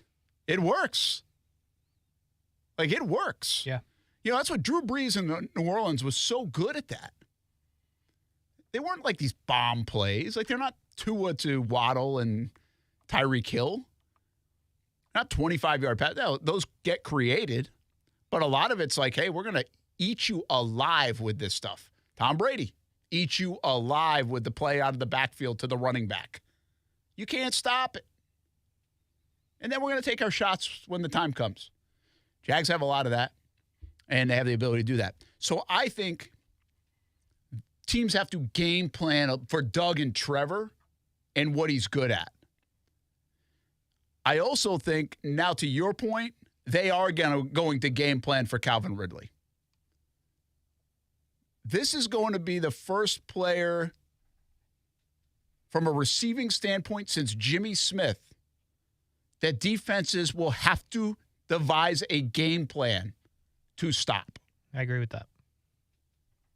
And think about that now. I believe Jimmy Smith played his last ball in Jacksonville in 2005. So it's been a little bit, about 20. But it also will show you the value of Ridley here, and especially the way he's looked. And I think what a lot of people figure in that building and even around the league is, hey, it's not just what Ridley's going to do. It's what Ridley's going to open up for so many others. And Doug's playbook, and Trevor's skill set, and who's going to be the beneficiary. He really is going to have to be game planned for with his skill set. I believe that to be true. That's wild, fun. man. It's fun. That's wild. The Jags, in my opinion, right now, you can make the case that they have multiple players that you've got a game plan. I think Evan Ingram is an interesting player to game plan for on the defense because he has a unique skill set. So you're like, where's he going to be? Like, you almost have to identify where Ingram is. Now, I'm not going to go as far to say you're going to do it like Ridley and Trevor. I'm not going to put him in that category. But I will tell you that I believe where he's at, Doug's offense probably has a lot of this. Christian Kirk comes to the backfield sometimes. Jamal Agnew's all over the place back there. And ETN could be one of these guys that's all over the place. Well, ETN, I think, is another candidate for this if they start to use him in these different roles that I think we envisioned 2 years ago. They haven't done a lot of that yet. We talked about it a little bit yesterday. What if they line him up in the slot? What if they do this? What if they do that? And if they do start doing more of that to where he's lining up in 4 different spots a game at any given point, that is a nightmare. That's losing sleep over. Well, let me make you a defensive coordinator for a moment. I will get fired, but I will try. Well, hopefully you signed a 3-year contract and you can go sit on the beach. But nice. Calvin Ridley. Yeah. You're in meetings all week going into, we'll say the Miami game, but even though people aren't game planning a bunch in this game. Like, what are you doing? Are you shading? Are you doubling? Are you jamming at the line? Like, what's your plan against Ridley? I'm absolutely not jamming him at the line. And I would like to say you can't double him because then somebody else is going to be open. I guess you're just going to have to shade with the safety would be my guess. because I'm not taking my chance at the line with Ridley because he's going to cook you, I believe. The footwork, the speed, all of it. I'm not doing that at the line. Forget about that. And I don't think they're in a position, or my defense, whatever, is in a position to double any of these guys, including Ridley, because then somebody else going to find their way open. So I guess I'm shading that way, but I'm not super thrilled about it. Are you playing them straight up then? I mean, to what you just said, you're going to lean into playing them. Like, if I had Jalen Ramsey, I would. If I was the Dolphins and Jalen Ramsey was healthy, I would. Well, I mean, they might have the ability to do so anyway. Some teams might have. I mean, or they're not playing the Jets this year, but if you were to play the Jets, maybe you take your chances, it right? It depends on your guy. I guess what you got. I just, man, this is going to be fun to watch. I'm excited to see how Doug attacks this. Because I do think you have to game plan for, first of all, Doug's offense and the weapons that he uses and the ability to use them. Secondly, Trevor. Trevor's got every throw in the bag. He's got this confidence now, swagger. He can really do it all.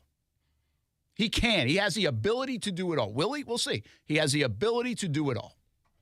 There's not really a shortcoming when it comes to Trevor. Got to be a little aware of his legs. He can roll outside. He can stick in the pocket. He can throw it deep, medium, short. If he's rolling right, though, be ready if you're on my defense. Ball's coming somewhere. I also think if I'm calling defense against the Jags, I'm only rushing 3. That'll be interesting. And then add Calvin Ridley into the mix. I'll come with you on an ETN and an Ingram even. And when you get in the red zone, you got to worry about Kirk. I mean, this is why this is exciting. This really is exciting from Doug's perspective. Like, how's he going to do it? And it's not the play that he's going to do that's always going to, I guess, catch my attention. It's the setup. Like, I could really see him in week 1 having a disadvantage on the defense, say, with the Colts, and picking on one of the corners or both of the corners, but really with Ridley and just feeding him the ball. Mm-hmm. Boom, boom, boom. Get him in a rhythm early, first game back, all that stuff. We saw it in practice against Detroit. Went to him 3 straight times. Trevor did. I could see that happen. I could also see people shading toward Ridley's side, showing some attention early. So, therefore, you hit him with ETN out of the backfield, Ingram, Zay Jones, Jamal Agnew, Evan Ingram. Boom, boom, boom, boom, boom. It might take to the second quarter to find Ridley, but now they have to adjust, and now Ridley's open. Right. Man, Doug is going to have a field day with this stuff. It's really, there's so much pressure on Doug. There really is. To dial up the right play at the right time, be patient, because he's got plenty of reasons to be greedy. You put pressure more on Doug or Trevor? Doug. Really? Yeah. Because I think the call, I really think when you have the ability to do so many things, you can't outsmart yourself. You've got to be careful not to outsmart yourself. Yeah. He could outsmart people last year because nobody really knew what to expect and the expectations were low. Well, the expectations are higher, and now you throw Ridley into the mix, which gives you the ability to outsmart yourself. Sometimes you're going to be like, hey, Doug, don't overthink it, man. Just throw it to Ridley. But then you're going to be like, hey, you got a bunch of other guys to get the ball to. Let's start spreading this thing out.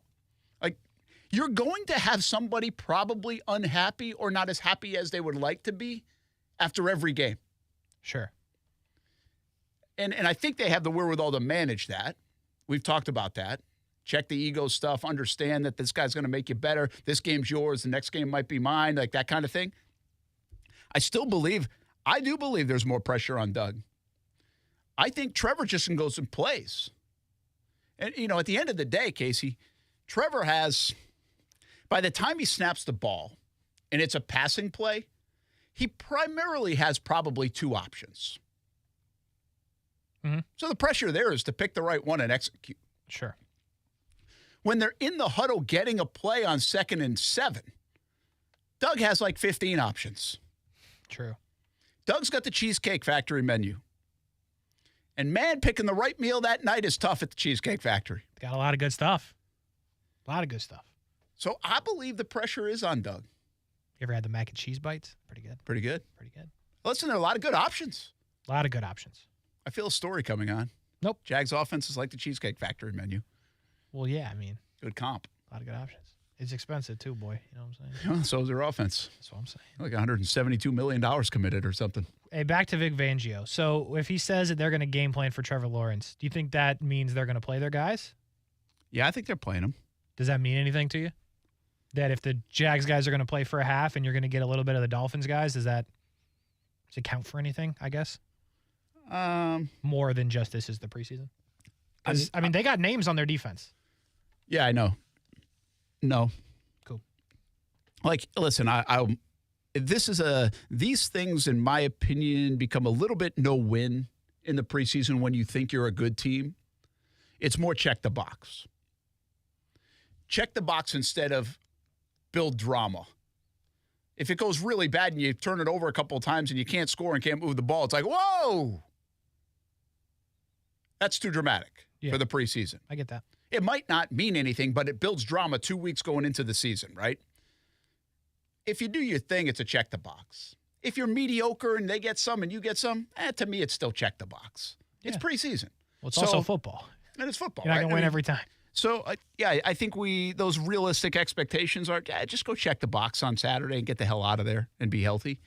That's it. So I really don't put any more stock into it in that sense. I think they're just going to get their work in. And Kasey, here's the deal. The guys that are out there, the ones especially, the intensity is just so different in the preseason. They've been around the block. They're playing. I'm not telling you they're not playing hard, but they're about to ramp it up big time in 3 weeks. Sure. And it takes on a whole different thing. And I think there's an understanding of that. I think they have enough veterans that know that. So I just don't think we're getting the full deal when it comes to what we see on Saturday. But I would like to see the ones. They have a good football team. Yeah. Both teams. I mean, these are two good teams. Yeah, two good teams. Two playoff teams. Stay healthy, though. Stay healthy. Trevor Lawrence on the verge. It's really fun to think about what the Jags are. You got the reasonable expectations. Yeah, they're reasonable, but they are great as well. Great expectations here in Jacksonville for this offense specifically. What else has happened around the league? We'll get to the Baker Mayfield stuff. Jonathan Taylor as well. Is anything going to shake there with Jonathan Taylor? The big story for me is it could really help the Jags again in week 1. But does he actually end up playing in week 1 against the Jags? Whether he moves or not? I mean, the guy hasn't taken a snap this month. A couple of weeks away from finding that out on September 10th. Brent Friends on ESPN 690.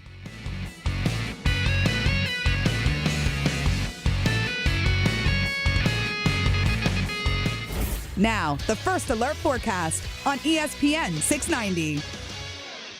Mostly to partly sunny and hot today. Temperatures will reach the mid-90s, dropping to the mid-70s tonight, and partly sunny tomorrow, becoming quite breezy. A few widely scattered showers and an isolated thunderstorm as we top out in the 80s at the beaches to the lower 90s inland. I'm Chief Meteorologist Mike Burrish. Join me today beginning at 5 p.m. on CBS 47 and Fox 30 Action News Jax.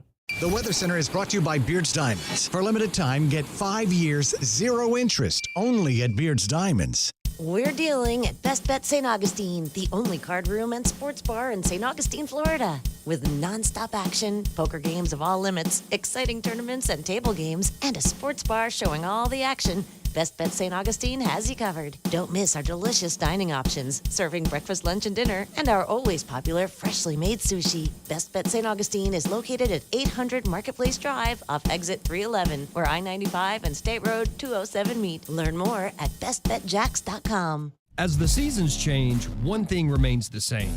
Jacksonville and all of Northeast Florida are fueled by Celsius Essential Energy Drinks.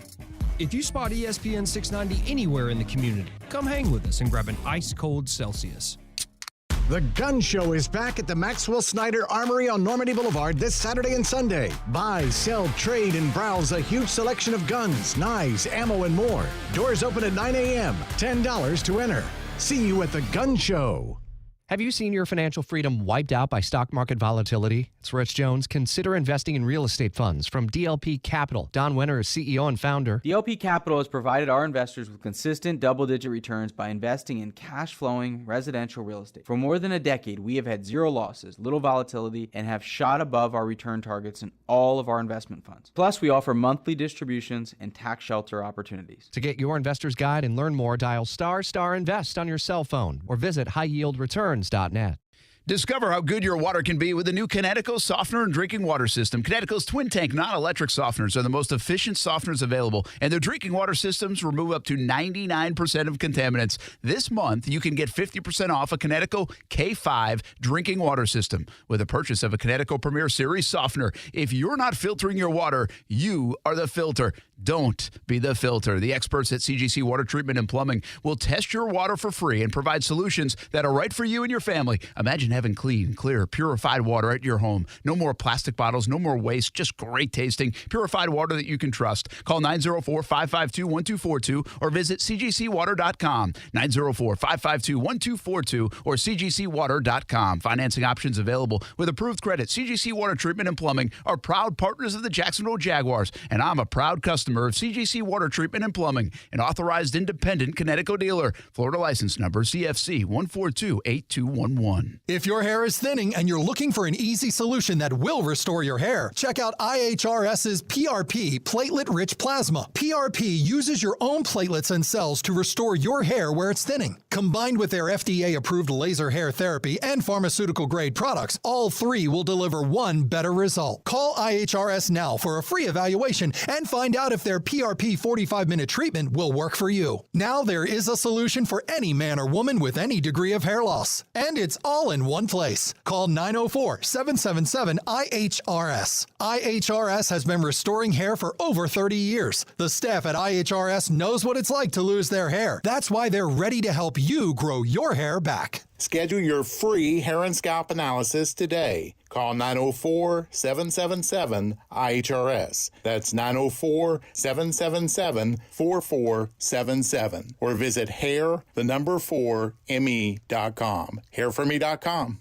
The annoying runny nose, the constant sneezing, the itchiness, and battle just to catch your breath. If you suffer from seasonal allergies, sinusitis, or nagging sinus congestion, there's a natural, easy-to-use solution that can help provide fast, drug-free relief. It's called Navage, and it uses powered suction to rinse your nasal passages in seconds. Millions of people use Navage daily to help provide relief from seasonal allergies and sinus congestion. Medications treat the symptoms, but Navage treats the problem at the source, flushing out the allergens and pollen trapped in your nose. Navage also helps wash out airborne bacteria, dust, dirt, and viruses quickly and painlessly so you can get back to breathing clearly again. Say goodbye to sinus suffering and hello to better breathing with Navage. Navage is available at Walmart, Walgreens, Target, CVS, Rite Aid, and online at Navage.com. Navage. N-A-V-A-G-E. Clean nose, healthy life. This is Brent and Friends with Brent Martineau. You don't even like your quarterback. Kasey Kuhrts. You don't even like your team. And Aaron Schachter. I don't even like myself, guys. Do you know me? On Jacksonville's home for ESPN Radio. ESPN 690.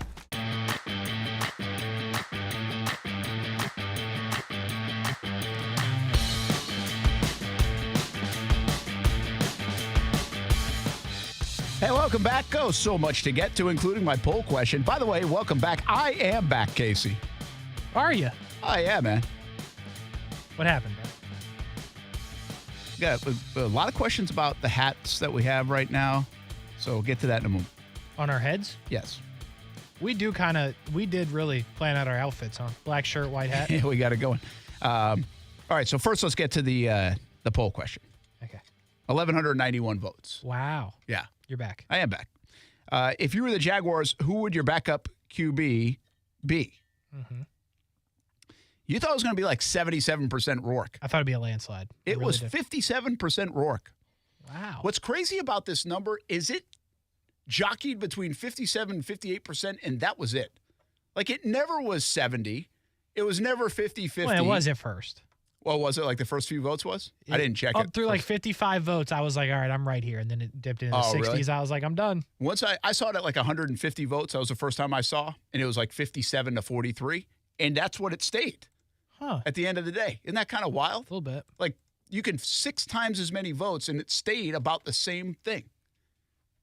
Maybe when people do research and they say, hey, we're only going to poll like 100 people, that's why they do only 100 people. That would make sense. Because it usually will turn out the same. Get the info that you need. So that's interesting to me. But Rourke, 57%. I had a lot of comments on the Rourke stuff, like going all the way back to yesterday on, hey, maybe I really thought Pat Drinks had a good article, good opinion of, hey, if you are losing in the game, it's situational. I think Rourke can be that magic guy that brings you back. Like, I kind of like that. I don't think anybody makes their decisions on that, but I actually get what he was saying there. If you want the guy that can kind of run the offense, keep the lead, and all that stuff, hey, CJ's probably your guy. If you want him to bring you back from 10 down, probably ain't doing it. But Rourke has a little bit of that in him. I liked it. The other stuff was can't you keep both? Can't you keep all 3? And again, just to go over that rule, you got to get on the 53 before you can keep all 3. So he might have to clear through waivers. That will be the first tell of how bad the Jags want him, because they'll keep him on the 53. I really think that is hard. There's no way. I agree with you. Especially with the Devon Hamilton situation, especially with the Shatley situation. You're not keeping a quarterback over either side of the ball lineman, I don't think. Well, the one thing here is you have a few players that might start out like a Smoot, right? He's going to probably start out on PUP. So you don't need to make that cut. You almost carry an extra player. Correct. In that sense. Who else could we see? I don't know. Like there might be another one or two, like Shatley or somebody else that might start on a PUP or something like that. Oh, no, I was thinking the Cam Robinson suspension. Yes. You get to keep an extra player because of the Cam Robinson suspension. Yeah. So it actually does, like, the Jags are sitting at more like a 55-man roster. Sort of. In a way. No, that's not a quarterback 4 weeks position. They are. For 3 weeks, but whatever. I guess my point is, would they go 8 linemen for 4 weeks to keep the quarterback? What's the point? I don't know. Yeah. I'm just, could you play around with it? Sure. Could you keep a 7th receiver instead of the quarterback and instead of 9 linemen? Give me a lineman, either side, especially if Devon Hamilton is not ready to play. Yeah. So that part I think is interesting. I don't think he's making the 53. I just don't. Yeah, and now you got to see if he can get through waivers. And I guess there's a high opinion that he will be picked up and claimed. But keep in mind, if somebody claims him on waivers, they too are putting them on their 53-man roster, which means they're either don't like their backup quarterback, who's played with them all through camp, or they're going to keep a 3rd quarterback. You're going to see San Francisco going to have 5 of them. They're like, we ain't getting in this situation again. Like, Tampa's interesting. How's Johnny Wolford checking out with the neck? Right. Like, would they bring Rourke in and keep 3? Like, I would say no, because they have Trask right behind Mayfield.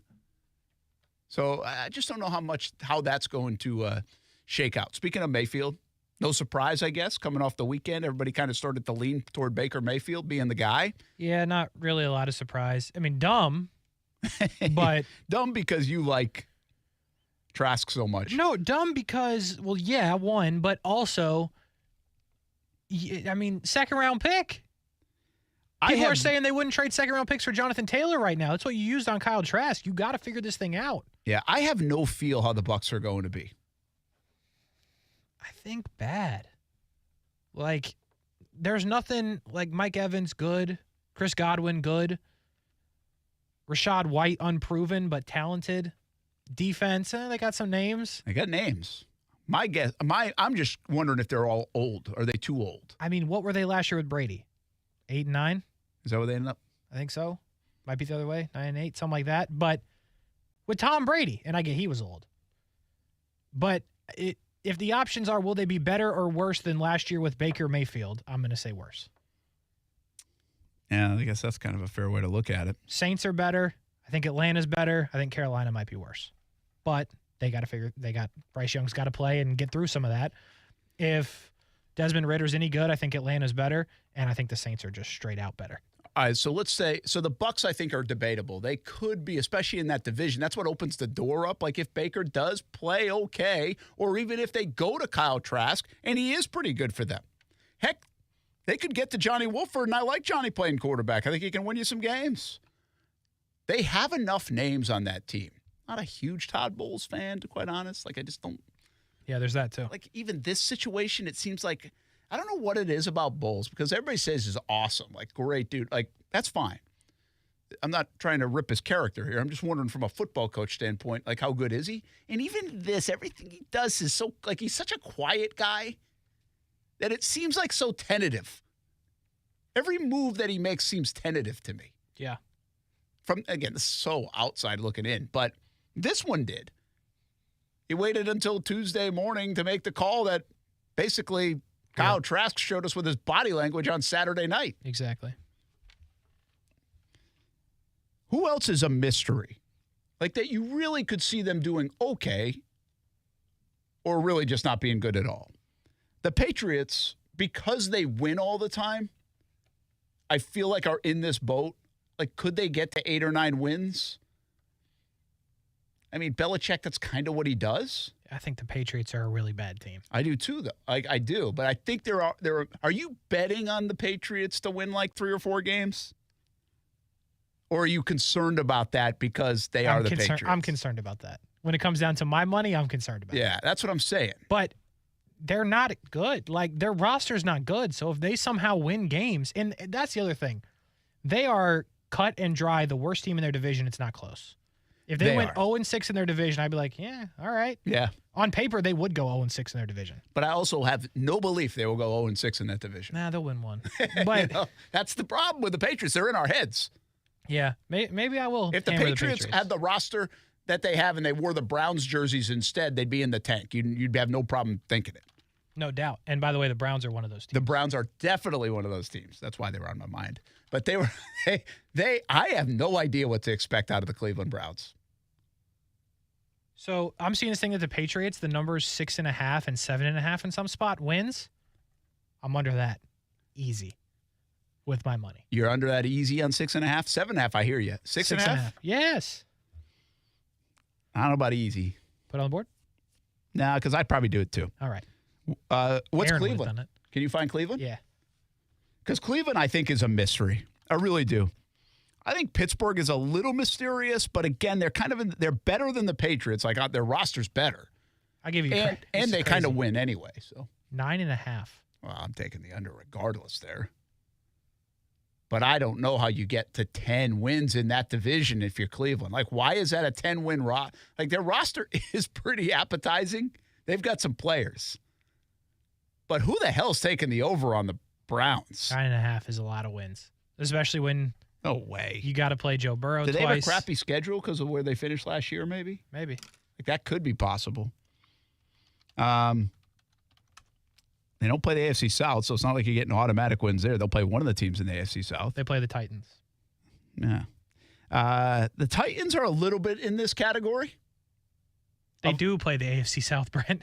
Oh, they do? Oh, yeah. That's right. The Jags playing the whole. So that's why. That's probably why they have 9.5. Yeah. Because they're playing the South. They also got the Bears, the Rams, Seahawks, and 49ers, but. Are the Titans in this category of what we're talking about? Really don't know what. I don't think most people think the Titans are going to be good.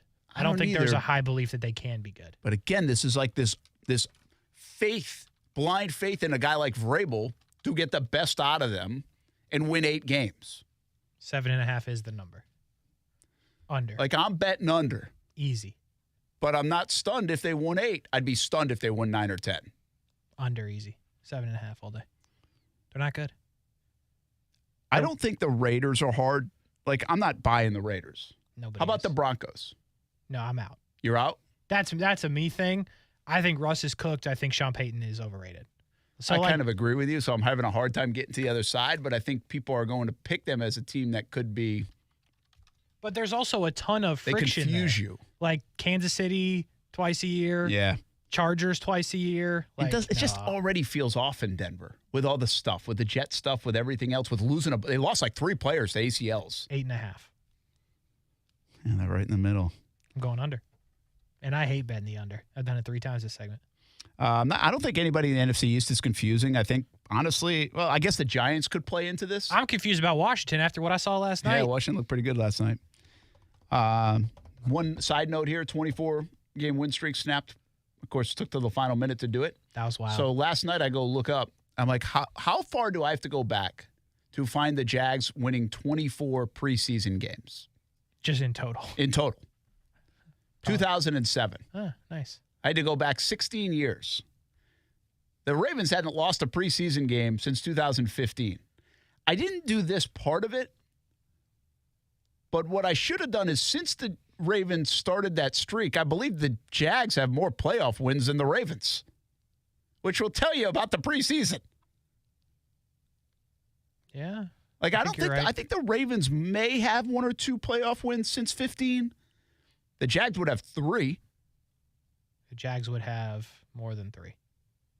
Since 15, they would have 17. Well, 2017, they had 2 wins in the playoffs. You're right. And then 1 last year. That's it. So 3. You following me? Yes, I am now. So, but the Ravens, I don't know if they've had – I bet they have only had 2 wins in the postseason since 2015. They beat the Patriots that one year, like in Foxborough, I think. Mm-hmm. So maybe they have more than I think. I'll check on that. But I was thinking about that to myself and then never checked. How about the Packers? Are they a confusing team? Minnesota, confusing team? I'm not confused on Minnesota. Minnesota's still good. Okay, fair enough. Who'd you say before that? Green Bay. Green Bay's confusing because all the propaganda says Jordan Love is good. Yeah, it seems like it. You seen all this? Yeah. So if Jordan Love is good, I'm confused. I just don't know if their roster's good. Like, who else do they have? I think they can score points. Like, if Jordan Love is good, I think Christian Watson's good. I think Romeo Doubs is decent. Aaron Jones. I think they can score. Jair Alexander's a good corner. They got pass rushers. Like, Yeah. I mean, I just think he better be really good for that roster to be good. I would agree with that. He can't just be good. He has to be real good. First round good. I think, so we were talking about this conversation kicks off with, okay, who's confusing? Tampa can be, I think Tampa's confusing. I don't know if they're going to be a little better than we think or they're just not good and aged out. I really don't. Because they have players that you can sign up for, the names. I think New Orleans fits in this too. New Orleans feels like an underachiever as of late. They go get Derek Carr. They've got Michael Thomas back. They're going to have Kamara, even though he's going to miss some. They've got a defense that has star players on their defense. I'm a little apprehensive about their coaching staff, I'm being honest, especially Dennis Allen. Like, I don't know how good he really is. They got Olave, Chris Olave. I mean, they've got, I think Derek Carr is going to have a really good year because I think he's going to shove it to the Raiders. But I'm not convinced of that. Might want to check his MVP odds. Heard they're good. So I'm just confused on them. I'm not as confused on the Falcons because I don't think Ritter's that good, and he's going to have to prove it to me that he is. I'm not. And I'm also not a huge Arthur Smith guy. Yeah, you don't like Arthur Smith either. So that doesn't have confusion. And then in the West, I don't really think there's a lot of, there's confusion of who's going to play quarterback. 49ers are good. Mm-hmm. Seattle is interesting in this, but I would probably buy Seattle because they have a lot of good players. Like, that's a good younger roster, really, in general. I just don't know if I'm still believing Geno until he does it again. But I think you can get away. Geno doesn't have to be unbelievable because they have so many people. Like, you could throw the ball and probably somebody's going to catch it, right? That's true, yeah. Although, I did see something about a wrist injury today to Jackson Smith. Yeah, right? Yep. Is that what it was? Wrist? Yeah. I don't know how long he's out. They don't know yet either. But anyway, so there are some. My point being, a lot of teams in the NFL you can buy. AFC has a ton of teams that you can buy playoff wise, even championship wise. There's just some teams in the NFL that I think are like, which side of the ledger are they going to be on? And that's the nature of the NFL. But I think there's a good amount of teams, like we just went through some, that you can make the case, like, I have no idea if they're going to get 8-9 wins or they're going to be picking number 1 or 2 or 3. No confusion on Arizona. They stink. Yeah, there are those teams, right? Mm-hmm. Carolina's probably not that good. Nope. Houston's not that good. There are some people that believe Houston's going to surprise people. Oh, I think they're going to finish second in the South. Like, I don't think the Rams are good. Yeah, not much. I don't think Washington's good enough. I know they looked good yesterday. I just don't think they're good enough. I'm kind of in on Sam Howell. You like Sam Howell yesterday. People were talking about him. I'm kind of Did in. you see the handshake? The handshake? Yeah, the Joe Buck handshake. Oh, yeah, of course. That was kind of funny. What a mess. That was a mess. That was not good. That was a messy situation. It did look like Buck was putting his hand out to shake hands. It was there for a long time. It really was. Like, I could see what the guy was thinking. If you're just going to hang out, like, talk with your hands for that long in one spot, like, you gotta at least play it off for the guy. Yeah, like, I was trying to think, like, how often, I talk with my hands quite a bit. It's like, how often you talk with your hands, you just leave it in a spot. Just like, yeah, man, right next to somebody. Hey, man, right here. That was an odd situation. It really, the whole thing. Everything's odd in Washington, it feels like. Yeah, I agree with that. All the time, even with new ownership. Brent Friends on ESPN 690. We were getting some talk about our hats. Yeah. I didn't have my mic on. Hats. Hats. Good hat. I know. We'll answer the question that's being posed next on ESPN 690.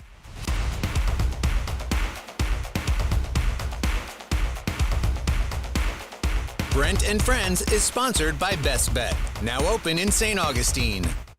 Touch a Truck is back. Join ESPN 690 for this free family fun event this Saturday morning at the Brooks Family YMCA. Kids get a first-hand view of fire trucks, police cars, cement trucks, school buses, and even a helicopter. And you can donate school supplies to the YMCA's after-school program. Touch a Truck is presented by Celsius Essential Energy Drinks, Jack C. Wilson Roofing Company, CGC Water Treatment, and Arlington Toyota. Join us for Touch a Truck this Saturday starting at 8 a.m. Discover how good your water can be with the new Connecticut softener and drinking water system. Connecticut's twin tank non-electric softeners are the most efficient softeners available, and their drinking water systems remove up to 99% of contaminants. This month, you can get 50% off a Connecticut K5 drinking water system with a purchase of a Connecticut Premier Series softener. If you're not filtering your water, you are the filter.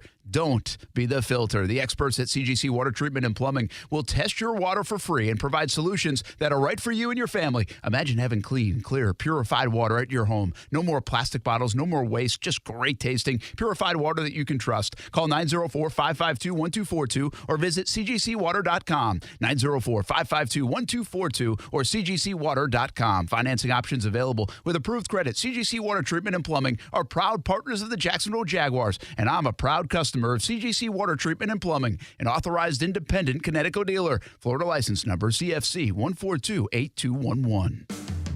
ESPN 690 is home for the Florida Sportsman Fishing Show hosted by Captain Rick Riles. Tune in every Saturday morning from 7 to 9 a.m. to find out what's biting now. Fishing so fresh, you can almost smell it. What? They did not tell me they were going to do that. I need a new bank. Well, actually, One-to-One Financial doesn't do the usual bank surprises because we're not a bank. We're a credit union, and that means lower loan interest, things like free checking and member rewards, and of course, total investment back into our community. I'm sold. Find a better way to bank than big banks with One-to-One Financial, Jacksonville's hometown credit union. Visit 121fcu.org for more information on opening an account today. Federally insured by NCUA.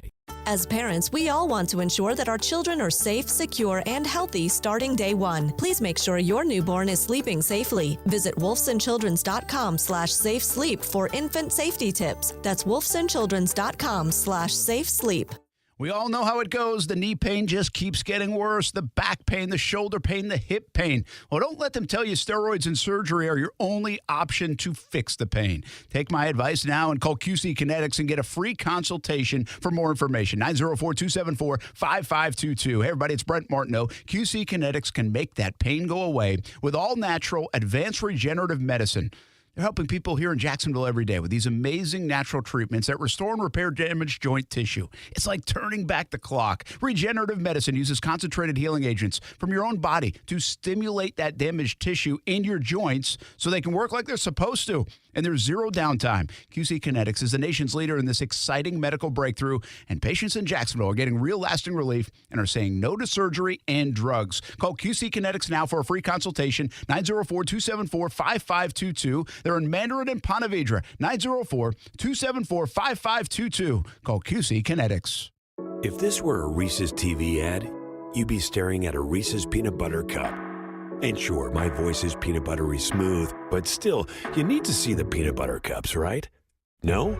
I can really just say Reese's and you'll go get some? Okay, Reese's.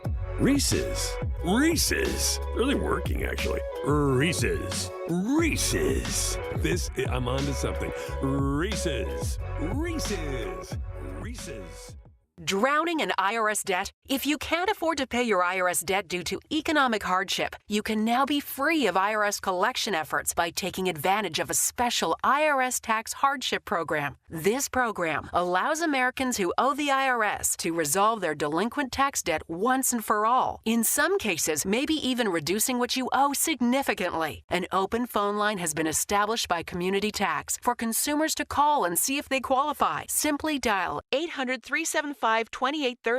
If you owe back taxes to the IRS and cannot afford to pay them back or have years of unfiled tax returns, help is standing by. Just call the Community Tax Helpline today at 800-375-2830 for the help that you need. Don't take on the IRS alone. They can attack your wages, savings, pension, home, and even your Social Security check. That's 800-375-2830 to see if you qualify. That's 800-375-2830. Hey, it's Brent Martineau from Action Sports Jacks. Did you know you can watch our radio show? Yeah, video of a radio show. Just search ESPN 690 Jacks on Facebook, YouTube, and Twitter, or follow me on Twitter at BrentASJacks. Watch the show live weekdays from 3 p.m. until 6 p.m. or listen on ESPN 690. All right, listen now. Kevin, question mark. It's at ORC099. 0909, sorry. Okay. Kevin. And he texts us. Now, listen. He tweeted Kevin, us or texted I'm sorry, us? tweets us. Kevin, I believe Kevin gets on me a lot. Good. Over the years. Like Kevin. Where I would say something. Yeah. And the exact opposite would happen for the Jags. Like, it was definitely like my fault the opposite happened. Oh, good. Right? Like I would maybe predict something or say, and the opposite happened. I believe this is this Kevin that would get on time to time. Good job, Kevin. But anyway, I didn't mind it. We had some fun with it. Hold people accountable. Yeah. And I think he's a typical, he's keeping the scoreboard one way though. Oh, I'm a big fan of that. Yeah, I know. That's my Everybody favorite. is. He's like the player that hears you say something negative about him, but didn't even acknowledge the 15 things you said nice about him. Yeah, right. Like this. This is my favorite. So this type is of what person. happens. Like this is what happens. We see what we want to see. We hear what we want to hear. Bingo. So my point is, he's not keeping score of all the times I was right. It's very few and far between. To Kevin's point. So anyway, he says, "What's with the hat?" We both have Dream 18 hats on. We do. If you're The new watching on ones. Facebook, YouTube, Twitter, and Twitch. They cold. You know what I'm saying? They cold. You can subscribe on YouTube, Action Sports Jacks. See the ugly mug of Kasey Kuhrts along the way. And so anyway, we got the hats on. I was like, well, what do you mean? I figure he's saying it because we both have them on. Yeah. And so I told him it's the Dream 18, you know. Mm-hmm. And he said, why is the bill so long? Why is the bill so long? Listen, I understand this too. I mean, this is the style, right? The trucker hat. Yeah. These with hats a are longer cold. bill, flat hit. No, I don't can do curve that. it a little bit, or we can keep it flat.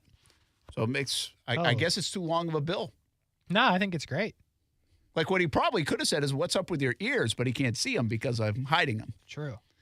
This hat makes my ears look even bigger. Huh. I feel. But it might be because I had a haircut too, like in the last week or so. I didn't even think the bills were that long. I thought they were just hats. To be honest, I never once thought about it. Yeah, my guess is Kevin's got to be, I don't know how old Kevin is. Let's see if I can try to figure out. Oh, boy. This will go well. He's got a picture of his dog, so I don't see him. Nice. Like Kevin. He might not be a human. It might just be a dog. He's got both pictures of his dog. Maybe he's not a human. Good. And That's what we've gotten down. so anyway, I don't know, but I'm guessing he's like closer to my age than your age. I would agree. To notice that's your audience. Longer bill. Yeah. You're like in the rise, the raised hat. You know, I'm kind of digging the hats though. Like I didn't think I'd wear it much. These are good hats. But I've I'm worn digging it. every day but one day. And just so you know, Brent, been wearing this at night on TikTok doing cards. Oh. And we're getting like 800-900 people in there at night just at any given time. So anybody asking about the hat? Oh, yeah. I've had some questions about the hats. Really? Yeah, problem is all these people are all over the world. So, like, I was like, oh, it's a golf tournament. And they were like, where? I was like, Florida. They're like, oh, I'm in Arkansas. I was like, I can't help. So this is a good test. Made by Tim helped me with this design. We went through a design change a few years back with the Dream 18 logo. And one of the reasons we did the logo different is because I thought that even if someday the Dream 18 isn't something, sure, I thought the logo might look cool on a hat or shirt or anything anyway. And it certainly pertains to golf, but like we do that all the time. Like people buy logoed stuff and they have no idea what it even represents, right? Yes. So I kind of thought that. So now what you got me thinking is I should open up like a little bit of a merch store. Yeah, it's pretty quality. Right? It's a good hat. So if we open up the merch store, people can buy the logoed hat. They don't need like the Action Sports Jacks like branding on it too, but just the logo. Good Dream 18, D8, whatever it means to you. You just like it. If you just like it, that's cool. We can see, and then the proceeds can go back to the Dream 18. Here's what you do, because I've also had some comments on this hat from my boy Dave. Shout out Dave. All right. And Big Daddy Mark. I can get Dave and Mark one. I know those guys. Well, they want the hat, so maybe you could trade the hat for us to put them in the TikTok shop. Maybe sell some hats. There you go. Do you have a TikTok shop? Yeah, that's how we sell the cards. Oh, like that's actually what it's called? Yeah. That's how the breaks Yeah, work. but if we're wearing the hats, it's almost like product placement. It is. So like, we like the hat. We're like, bro, it's in the TikTok shop. And then you and Mark can figure out. I dig it. financials. I'm really happy that people like the hat. Love it. Good hat. Cold. I left the sticker on there. You leave your sticker on? I will tell you. No, I will tell you this. I get the one thing about the Dream 18, and by the way, we're like sold out in the Dream 18. I mean, maybe could sneak a foursome in. Maybe. We got to sneak one in. But like, we're like sold out. And the one thing I get a lot of, the help of Baker Sports, they do a lot of, we open like a store and people can pick like a hoodie or a sweatshirt or a shirt or a t-shirt. But the quality of the stuff, man, like my buddy Pat, he's never played in it, but I send him like something every year and he loves it. Loves the stuff. It's good stuff. Yeah. It's quality stuff. Proud of that. I like that. It's your best characteristic. You give quality stuff. You can check more about the Action Sports Jacks Dream 18 on actionsportsjacksdream18.com.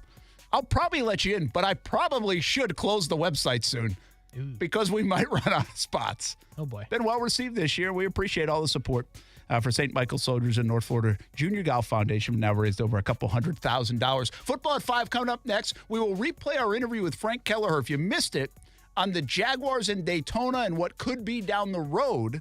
Where does that stand? I thought it was pretty revealing and some good answers from the track president. We'll replay that interview plus more football talk next on ESPN 690.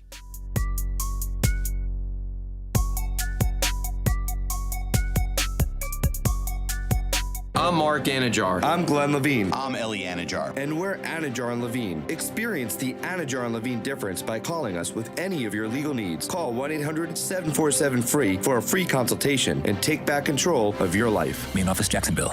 As the seasons change, one thing remains the same. Jacksonville and all of Northeast Florida are fueled by Celsius Essential Energy Drinks. If you spot ESPN 690 anywhere in the community, come hang with us and grab an ice-cold Celsius. Be ready for anything on the road or off the road this summer at Nimnick Buick GMC. Car Bravo is here, a better way to shop used vehicles with transparent pricing. Nimnick Buick GMC has joined the Car Bravo family and is the only Car Bravo dealer in Northeast Florida. Are you looking for a used car under $20,000? Check out Nimnick Buick GMC on Phillips Highway or NimnickBuickGMC.com. Want an oil change from the comfort of your living room? Check out NimnickBuickGMC.com. Mobile oil changes with Nimnick GMC. We are professional grade. We're dealing at Best Bet St. Augustine, the only card room and sports bar in St. Augustine, Florida. With nonstop action, poker games of all limits, exciting tournaments and table games, and a sports bar showing all the action, Best Bet St. Augustine has you covered. Don't miss our delicious dining options, serving breakfast, lunch, and dinner, and our always popular freshly made sushi. Best Bet St. Augustine is located at 800 Marketplace Drive off exit 311, where I-95 and State Road 207 meet. Learn more at bestbetjacks.com. Frank, you got to come see my new windows from American Window Products. They're beautiful and they keep the house so cool. Oh, slow down, Jim. No, Frank. American Window Products is having a sale right now, and you said you wanted a locally owned business with qualified products and professional installers. Well, American Window Products has all that and more. More? Yes, selection and great prices at American Window Products. Whoa, what's that number? 7312247, a family-owned business since 1981. Check them out at AmericanWindowProducts.com. Call them, Frank. I'm calling American Window Products right now, Jim. Meet Mike Lester. The downsides to a 401k are limited investment options, what we'll find, and nothing against anybody who's doing it. Listen, if I wasn't an investment advisor, I might even be doing the same thing. But lots of target date funds. We don't like the target date funds because they only take into consideration the date. They don't take into consideration anything else. So target date funds are sort of an easy way to invest, but I think they give investors in retirement plans a false sense of security. Find out more at guardingyournestegg.com. Broadcasting live from the Anajar and Levine studios. Anajar and Levine Accident Attorneys. Call 1-800-747-FREE. That's 1-800-747-3733. Is Sports Center. I'm Christine Lisi. From Brady to Baker, Baker Mayfield named Buccaneers starting quarterback. He was competing with Kyle Trask to succeed the retired Tom Brady in Tampa Bay. A first-round pick or multiple picks that are the equivalent of a first-round pick. That's what the Colts are seeking in a Jonathan Taylor trade, according to ESPN's Stephen Holder. The price for the all-pro running back, worth it for a championship contender.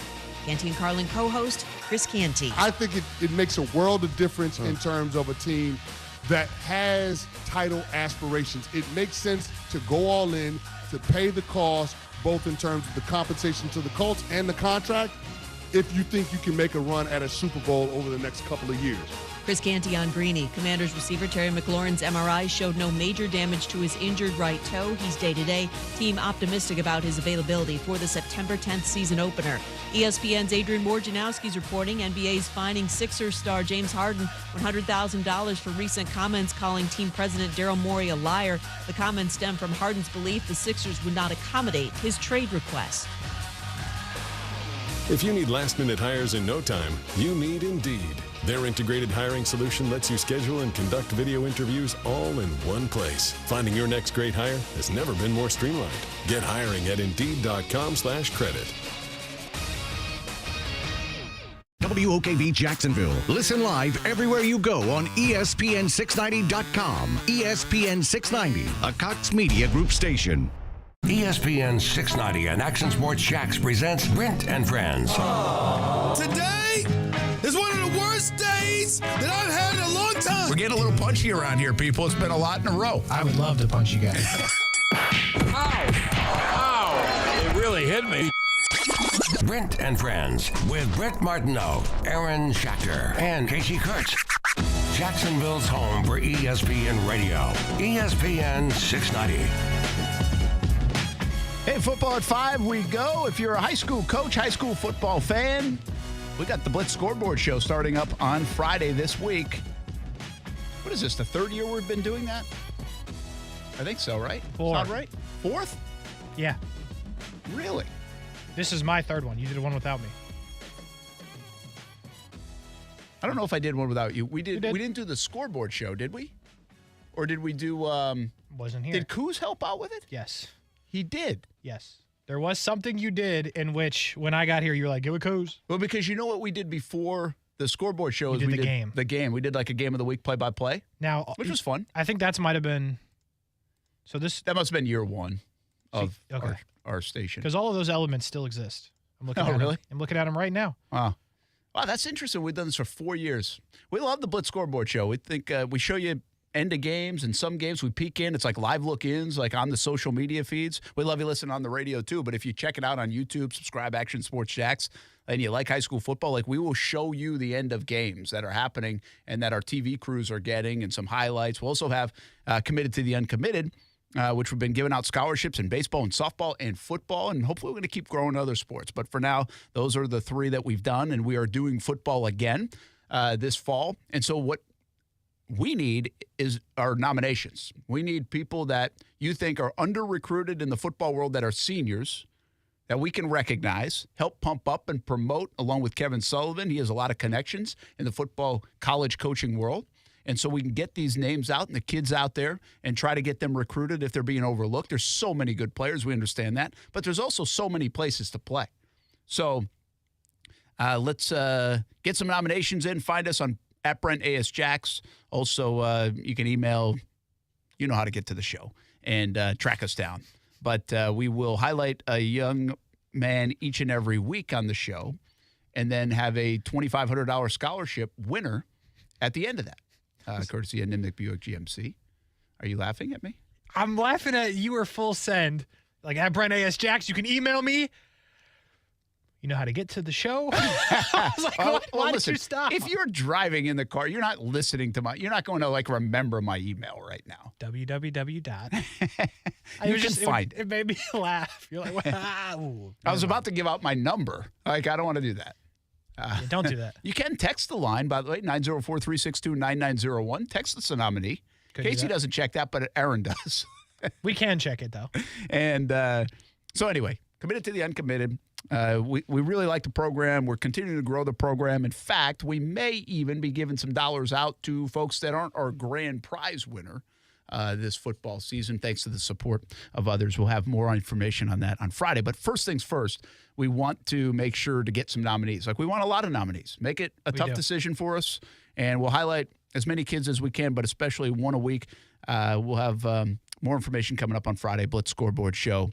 But hopefully you can help some kids out in the area, along with cover some fantastic high school football, which starts for real in Northeast Florida this Friday. Our game of the week, by the way, Fletcher and Mandarin for the Friday Night Blitz Jaguars prep game of the week. Brent Martineau, Kasey Kuhrts, and Jonathan Taylor. Before we get to the Frank Kelleher interview, let's get Jonathan Taylor conversation.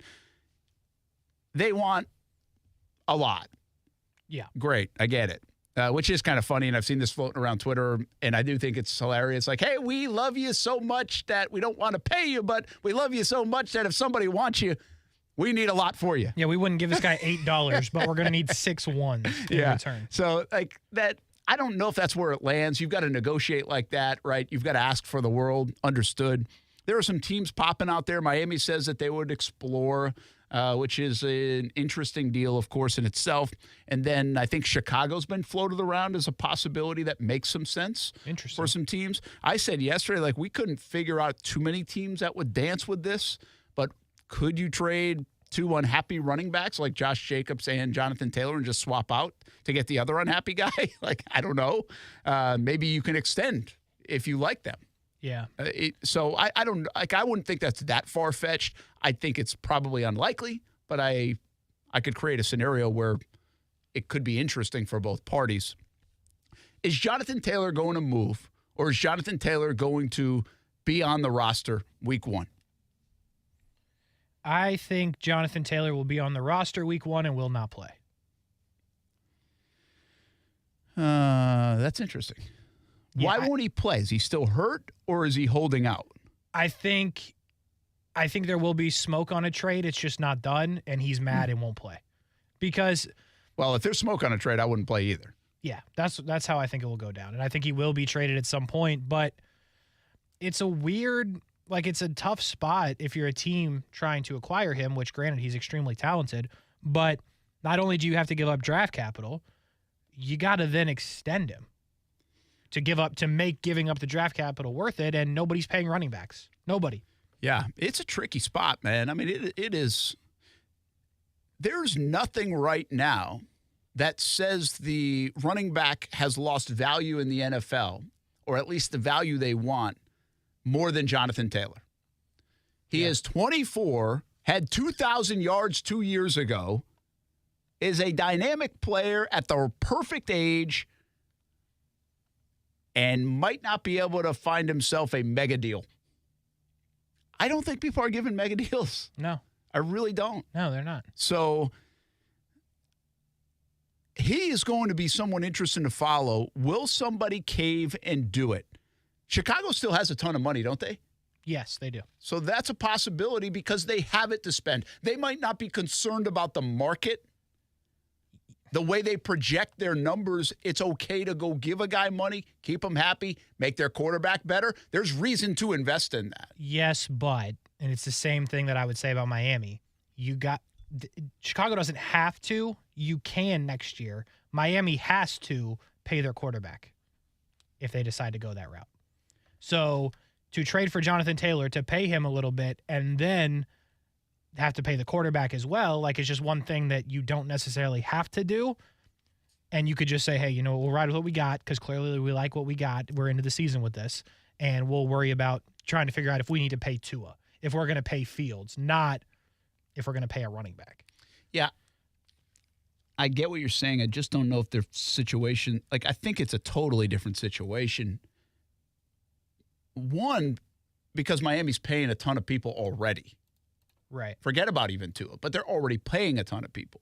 I get what you're saying about Fields. Like if you're locked in on Fields and you get a new deal done for Fields and you have money to do it, and so you're already free of that, that's a good point. Like the Jags are going to have to free up dollars for Trevor Lawrence. They're going to have to make some tough decisions. What you're saying is basically, hey, Jonathan Taylor, if he doesn't come on board and you don't spend on that position, well, you kind of got the money all set aside and ready to go potentially for Fields if you're going to play that card. I also think you have to balance that with trying to make things as good as possible around Fields to be good and to want to pay him and to keep him healthy. Because that's the other part of it. That guy's been asked to do too, like last year, just asked to do too much. I agree. So I think they can throw a little bit. I guess in this instance, Miami's going to try to get the break. They're not going to be like, hey, we don't care. We've got plenty of money and we're going to reset the market. Chicago can kind of be throw caution to the wind and money aside and say, yeah, whatever. Everybody's talking about we shouldn't pay running backs anymore. But you know what? We need to do this first. Take care of Justin Fields. Yeah. We don't care about your running back conversation. If it costs us to do this, we're willing to do this. That's where I think there's a difference. And it's entertaining and also could help a guy like Taylor. Now, without that situation, I don't know who's paying him what he wants. No. That's why I go back to the Raiders. The Raiders just might want Josh Jacobs out the door, and the Raiders might actually be able to upgrade. I think most people think Jonathan Taylor's better than Josh Jacobs. So if you're going to get stuck paying a guy, pay the guy that's better. I mean, what guarantee does Indy have that Josh Jacobs is going to be happy or come? Maybe they wouldn't do it because of that. Right. Right.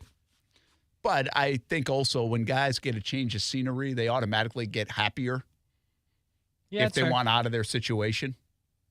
He's going to be happier than he is now. Yeah, by default. But are you willing to pay what he wants? Like there's a lot that has to be worked through there. So I'm trying to think of this through the Jonathan Taylor lens. Try to win. Because I think he's going to get screwed, really. Yeah, he will. Financially, he absolutely will. And I think that the bigger story of this, Jonathan Taylor is going to be the latest example, but he might be the one that opens everybody's eyes and shifts everybody's expectations and say, you know what? You're just not going to get a big deal. Right. Which means you have to go get the moderate. Like, when I say big deal, I'm talking like 4 years at 12, 13, 14 million a pop. McCaffrey type deal. Oh, yeah. Like, what's he up? Like 15, 16 million, maybe even up to 17. Like, you're not getting that deal. So instead, you have to go get the 3-year, $33 million deal. And you got to try to get that and then a 2-year deal later in your career for like $17 million. That might be how you have to piece this together as a running back now in the NFL. Yeah. I would agree. I think with Jonathan Taylor, it's like there is two parts of it. Go somewhere that maybe they can pay you or try to force your way somewhere where you can win. So, like, Philadelphia doesn't need Jonathan Taylor, but Jonathan Taylor is better than DeAndre Swift. Yeah. You're not going to get paid. You might end up being a free agent, which is ultimately maybe what you want, but you might win a Super Bowl. Kansas City ain't going to pay you, but you might win. Yeah. You're better than Pacheco. I don't see it. I get what you're saying. I don't see him in that mode. Like, I don't know if he can be. Like, if I was in his camp, I'm like, you're not in that mode, but, dude, you're not 27, 28 years old, 29 years old. Like, that's when you get in that mode. You're 24, and these are your earning years. You have to go get whatever you can get and figure out winning later. Yeah. I just think you have, like, his market, I guess to your point, would his market change at all next offseason if he were to play the full season and win? Or just be solid? Well, the reason why I say that is because it's coming off a year where he got hurt.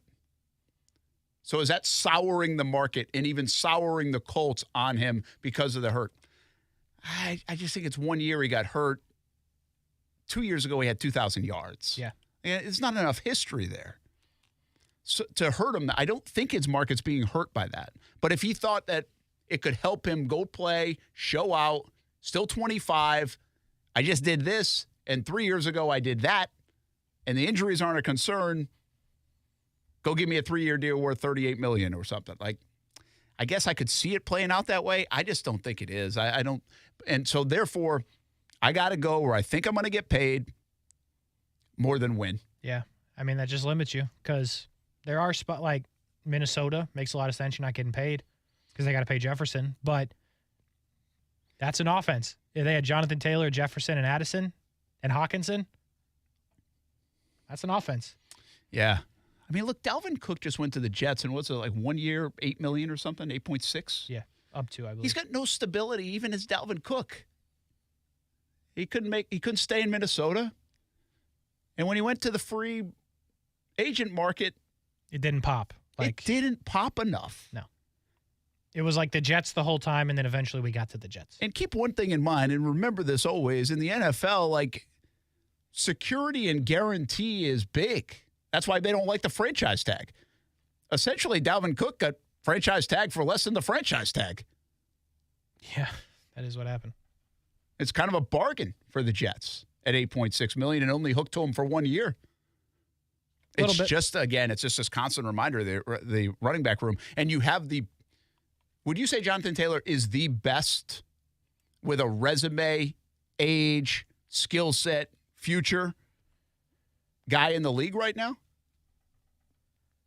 Again, you can like all these young guys, the Jahmyr Gibbs of the world and stuff. They don't have a resume in the NFL. That's my point. I would probably take McCaffrey. Still. Yeah. Even with his injury history? Yeah. Because, again, it was 2 bad ones, but last year he was fine. Saquon Barkley's pretty good. The injury history's there. Barkley. I like Barkley in this conversation, but isn't Barkley like 26? I mean, yeah, Jonathan Taylor will beat everybody age-wise. There is no doubt. Yeah, that's what I'm saying. Like, I mean, this guy's got a 2,000-yard season under his belt, 24, which means you can get a good 4 years, most likely. Yeah. Of this guy in his prime. I think he's got to be the best, like, overall candidate. There are very few teams that couldn't upgrade from Jonathan Taylor. Yeah, that's a good way to put it. Yeah, very good way to put it. Even a team like the Saints who have Kamara, that should interest you if you're trying to win. Yeah. He could refresh that position. Not only is Kamara going to miss some time with suspension, but then you can almost use it as you used it when it was Kamara and Mark Ingram back in the heyday of the Saints. Like, all of these teams could get better. And there's only like 2 or 3 teams that really shouldn't be interested. San Francisco is one of them because they do have a guy like McCaffrey. The Giants have Barkley. I mean, outside of that, the Jags shouldn't be interested. But every other team, you can pretty much upgrade your spot. It's just, what are you willing to give up? And are you even slightly interested in paying for his services beyond this year? Hey, earlier in the show, we had a chance to catch up with Daytona International Speedway President Frank Kelleher. And, of course, we're talking about the Coke Zero Sugar 400. That's on the way this Saturday. Final week of the regular season in NASCAR, so a big week down in Daytona. On top of that, he was kind enough to answer a few questions about a potential Daytona International Speedway Jaguars relationship and partnership when the stadium comes about and is in construction. Let's just say the timetable of 26 and 27, 2026-27. Could it be down at Daytona? There have been some thoughts by people, just speculation, that maybe that's now off the table or they're hit a stalemate or might just be a different option altogether. Well, Frank Kelleher today basically said, hey, we're still in the game, and essentially said we'd still love to host the Jaguars. Here's our conversation with Frank Kelleher earlier in the show. Frank Kelleher with us. Hey, you guys are pretty good at throwing events. Anything new on the front of throwing an event like a football game down the road? Is there anything new on that front when it comes to potentially hosting the Jacksonville Jaguars in a few years if things go well here in Jacksonville with the stadium? No, the Jags are off to an awesome start, 2-0. Just got, as you know, beaten up on the Cowboys, and the Finns are up next for them, and we've been having a lot of fun, chatting with their organization. We have fed them so much information about our venue, sight lines, the camping that we offer, and just all the opportunity that exists at the World Center of Racing. Rightfully so, though, their focus right now 100% is getting the season rolling.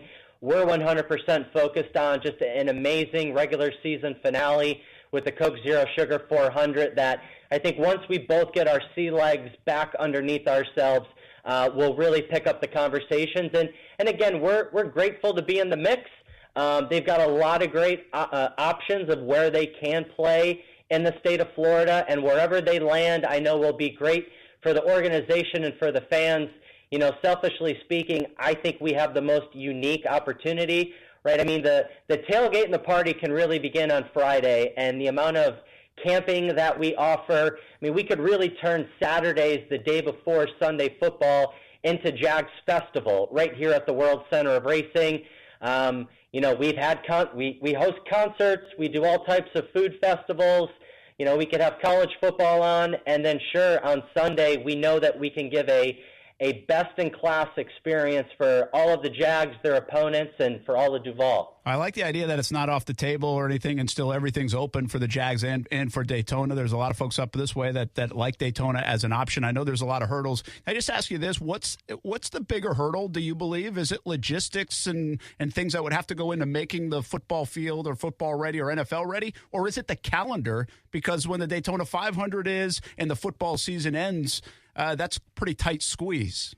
No, it's really not complicated. To just simplify it, right now our summer race, end of the month of August, we can run our regular season finale here and have an amazing event, and then we can be ready for football, the week after. That's not the issue. Where we get, in the words of Mark Lamping, a little bit wonky is we're a racetrack. We're not a baseball stadium or an arena or a golf course to where there's a lot of just temporary build that would need to go into it.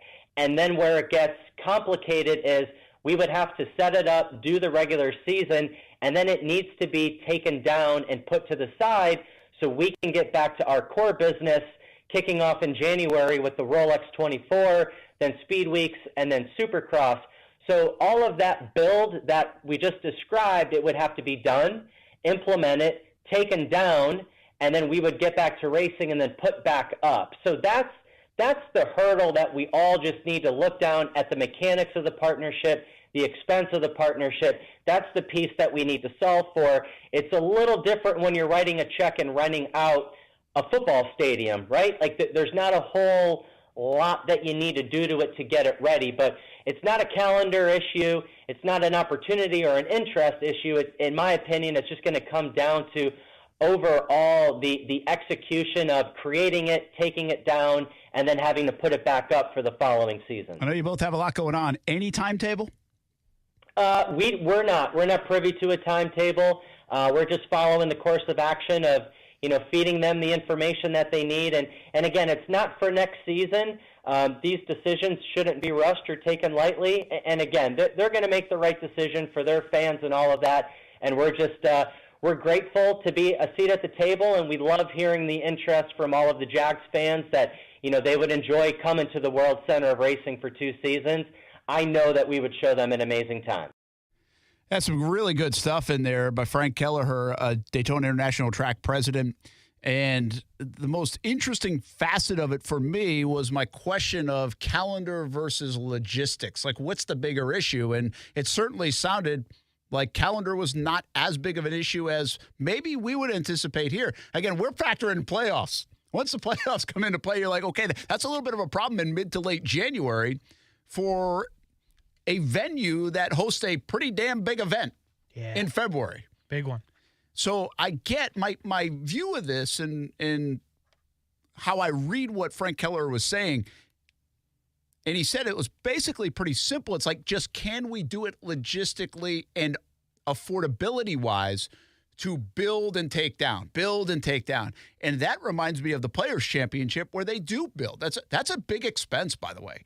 I think I've heard, just don't quote me here, but I think it's like the amount of stuff that goes up at the Players' Championship, I think is well over $1 million. I mean, that's certainly believable. It is. There's a lot, right? There's a lot of structure. And by the way, now that they've gone on top of other suites and stuff around 17, it's probably well over $1 million. Like that might have been a number I heard years ago. So that just gives you an idea of expense when you're putting up and down. Also, in the land of the NFL and the land of it's nothing. Pro sports, $1 million and $2 million and $5 million is not a lot. But once you start getting into however much to redo the field, the organization of that and everything else, there's a lot that goes into it. So cost is going to be a thing. Way I've always viewed this, and this is not Frank Kelleher's words from today. I've always viewed it like I believe Daytona is really going to push for this and maybe even willing to provide a lot of the expense because of what it might return them in the city of Daytona, across the street at one Daytona where they have shops and hotels and restaurants and everything else, to get 16 more dates essentially on their calendar. Well, give or take because of London, right? But to get more dates and turn them into weekend events. Yeah. For a place that, let's be honest, is not occupied a lot out of the 365 days. Not really.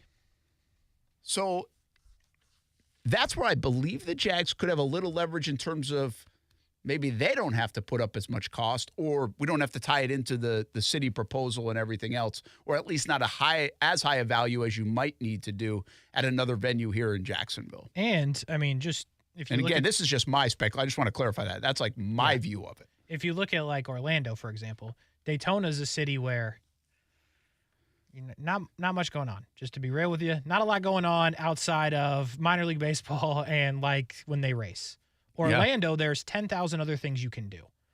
So if you're in Daytona, not that you really have a say, but that's just another group of people that like, hey, now throughout the fall for 2 years, we know we have something to do. Yeah, like I don't know what the numbers are, the costs are going to be, but let's just say it's less than what Mark Lamping has thrown out at what it would be to do the baseball grounds or UNF or something like that. And so if it's less than that, I could see you taking it to the Daytona City Council and them falling in love with an investment of even a significant amount of money to get more people into their city. If they have a Visit Daytona, like we have a Visit Jackson, which I'm sure they do. They do.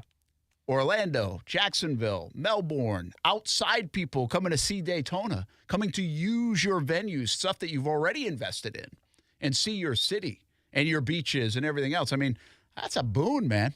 Like that might be well worth the investment, is my point. I would agree. And I don't know that because I don't know how those numbers work and what actually wins the day. But heck, I would say even like they had a vote down there. I got to believe people in Daytona would be super excited to have the NFL come for a couple of years. It feels like it. Not an opportunity you get. And it gives you like a win potentially over a place like Orlando. Exactly. Right? There's a little ego there. Fascinating. It's going to be fun to watch. I have no idea. The other part of that, you heard right at the end, I asked about timetable, and there is none. Like there's no... My belief is that this whole process will not be tidied up. City approval, negotiations, where you're playing, all that stuff until the end of 2024. Just that's what I've got in my head. I haven't been told that. I just think it's going to take like a good amount of time. Makes sense. And by the way, you have that time. So you can use that. Yeah. Because you're really not going to even start doing any kind of construction stuff. I think they could do some stuff like even in 25. I think if it was presented that way, I think I heard. And then obviously the main construction in 26 and 27. So we'll see. Interesting thoughts from Frank Kelleher. We appreciate him joining us. And of course, Coke Zero Sugar 400 be in Daytona this week for some racing. The final one of the regular season in the 2023 NASCAR year. We'll be right back. Brent Friends on ESPN 690.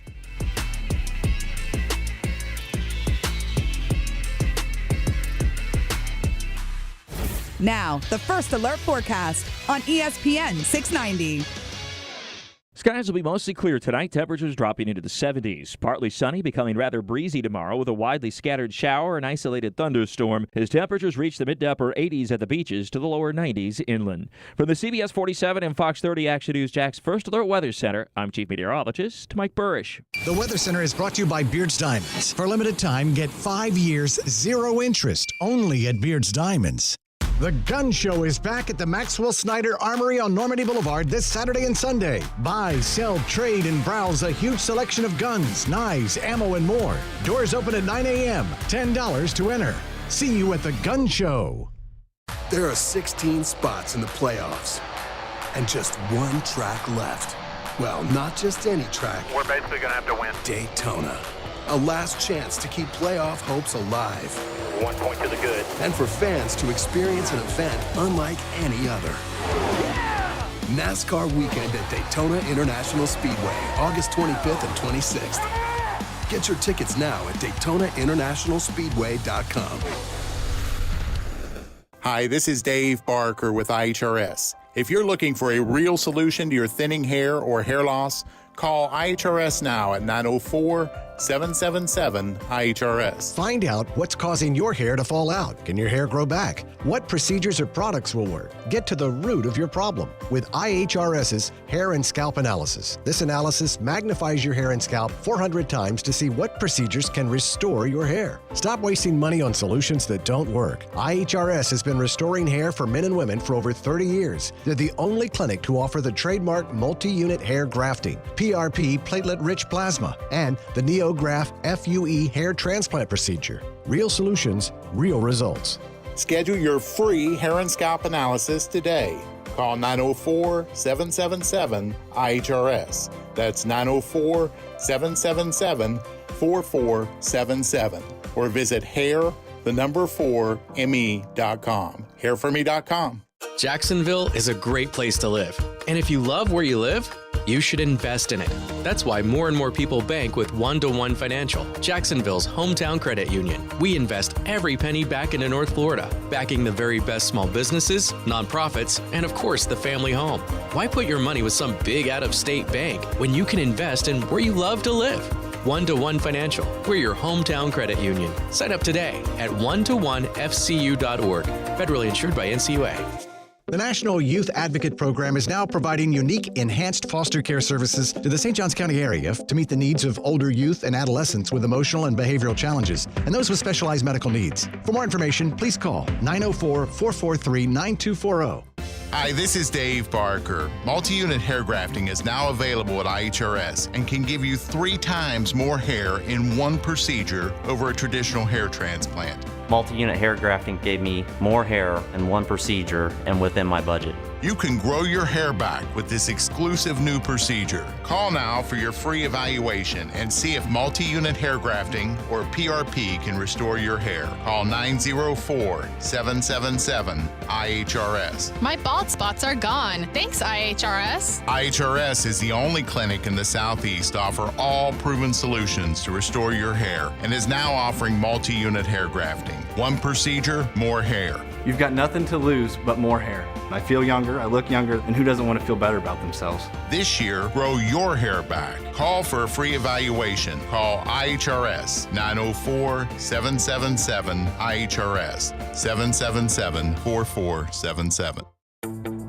At the Home Depot, we know pros want to be ready for whatever the job site has in store. That's why the Home Depot app is made for pros who don't miss a beat. So you can power your jobs with rentals to get the tools, trucks, and equipment you need fast. And Pro Extra benefits to keep your business growing. For doing that doesn't stop, download the Home Depot app. It's made for doing.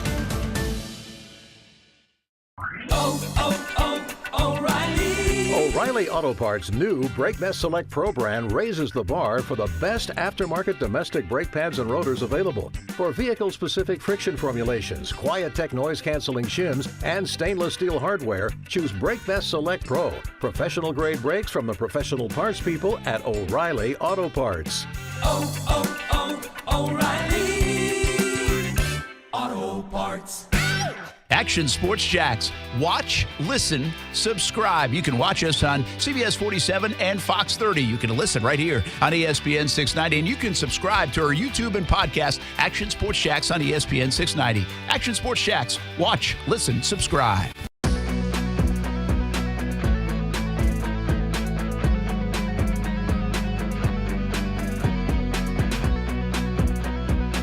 Football 5, welcome back. Brent Martineau and Kasey Kuhrts. Aaron Schachter, I think, back in the saddle tomorrow.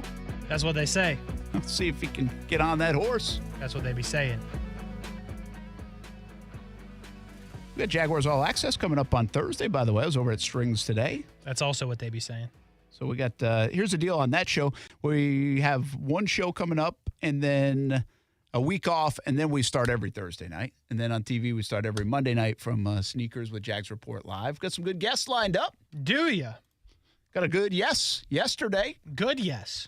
Are there bad yeses? Nah, not really. Don't lie. No, I like this time of year, I like the yeses. Yeses are good. Yeses are valuable. Good yes, huh? Yeah, good yes. Can we get a hint?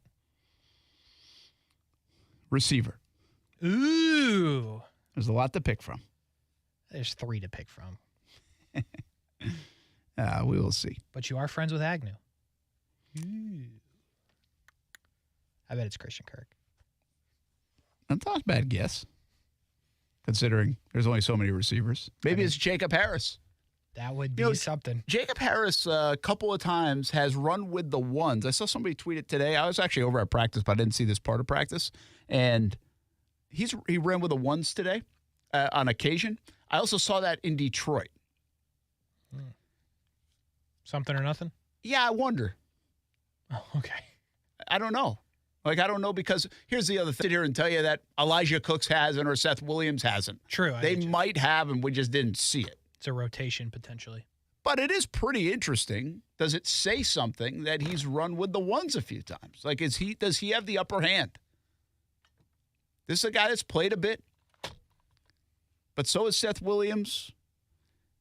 Tim Jones has. He obviously can run with the ones too, and has done it and played for this football team in this offense.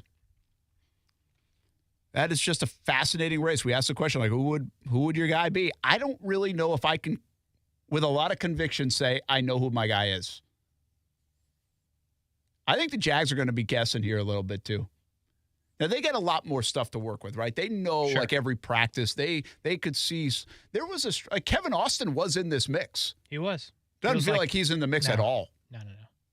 Seems like it's a three-person race right That's now. actually that's a pretty wild thing to see, because a couple weeks ago he was in that. And I don't even know if Kevin Austin really did that much to get out of it, as much as these guys have taken off to that level. And they're really only going to have a half of football left to do something. Yeah, and I don't even know if they'll all get in. Now, they might want to get them in, right, to see. Here's an interesting one. Could you see Seth Williams, Tim Jones, and let's say Jacob Harris in the second quarter with Trevor and the ones sprinkled in there to see what it might look like? I hope so. I'd be in favor of that. That's the closest to what you're going to get. I would be in favor of, I know that Trevor's a big part of it, but if there's a scenario where you're going against Dolphins ones and Ridley and Kirk and Zay have got their work and you feel good about it, I would like to see them go against other players that we're pretty sure are going to be on an NFL roster. I've done this a pretty long time in Jacksonville now, and I don't have the greatest of memories because they all kind of mix together. But I said this last night on TV, and I don't think I'm wrong. I didn't say it without a doubt. But I said, I think this might be one of the hardest cuts we've seen in Jacksonville. Or I've seen in Jacksonville. I just don't remember a position. You often will get a player or another player. Yeah. But you don't often have 3 to 4 guys vying for one spot. I agree. I heard that too. What just happened? So there's 2 different things that are occurring right now. One, there's a spider dropping from the ceiling. Oh, okay. I'm trying to end its life. The second thing, I don't know what's happening. I think it feels like somebody is below us and we're the loud neighbor. above neighbor, and they're like banging on the ceiling. I thought like the basketball that we have dropped, but I have it right here. No, yeah, it's either in OKV, which we share a wall with, that they're putting something up or doing something, or directly below us, they're slamming on the ceiling. Like something bounced. Twice. It happened twice. So Plus like if it was spider. a person, that was pretty profound. If it was a person, that's not good. That wouldn't be good. That would not be good. But yeah, so now I'm like kind of doing one of these. So I'm like, what's happening? That's him pounding the floor. Yeah. And we're on like we're on the second floor. So. We're on floor 2 of 2. Yeah.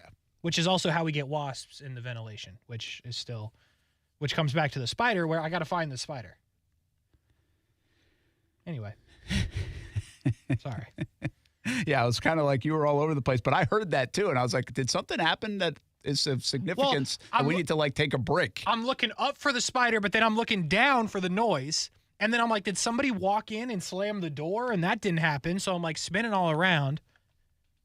Dangerous in here right now. Still no sign of the spider. No sign. You'll find him. Don't worry. Yeah, when you he's got biting this. me.